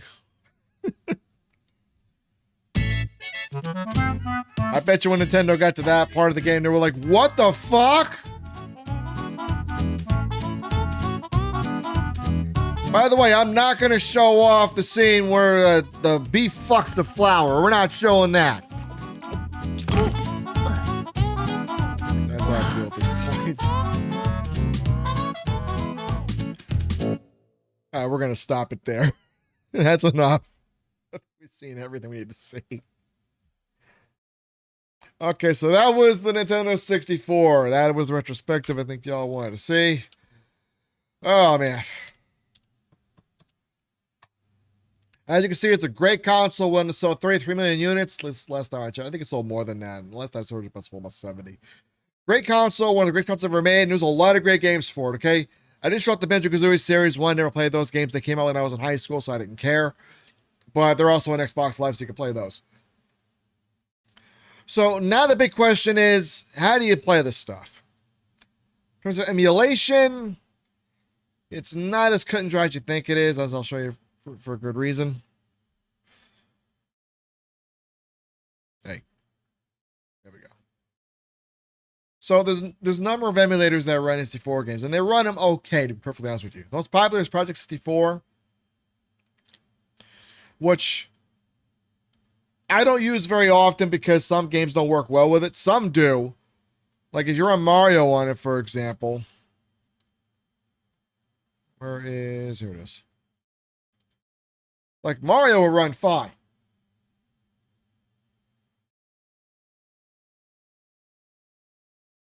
But it decides to fucking load. It's me, Mario. Yeah, so that works okay. Hello. But then if you try to check other games out, like for example, some of these are grayed out because they don't work properly. Like if we try Extreme G, for example.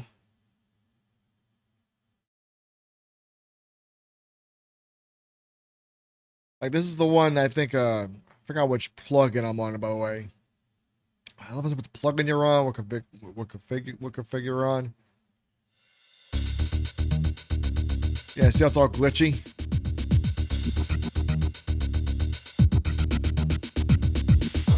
See, that's kind of why I don't recommend Project 64 all that much. You can try a different plugin or a different engine to make it run better. But it also upscales everything, makes it look a little bit nicer, like a PC game almost. So you can do that. I use RetroArch. That's still like the best in my opinion because you get the best compatibility with it.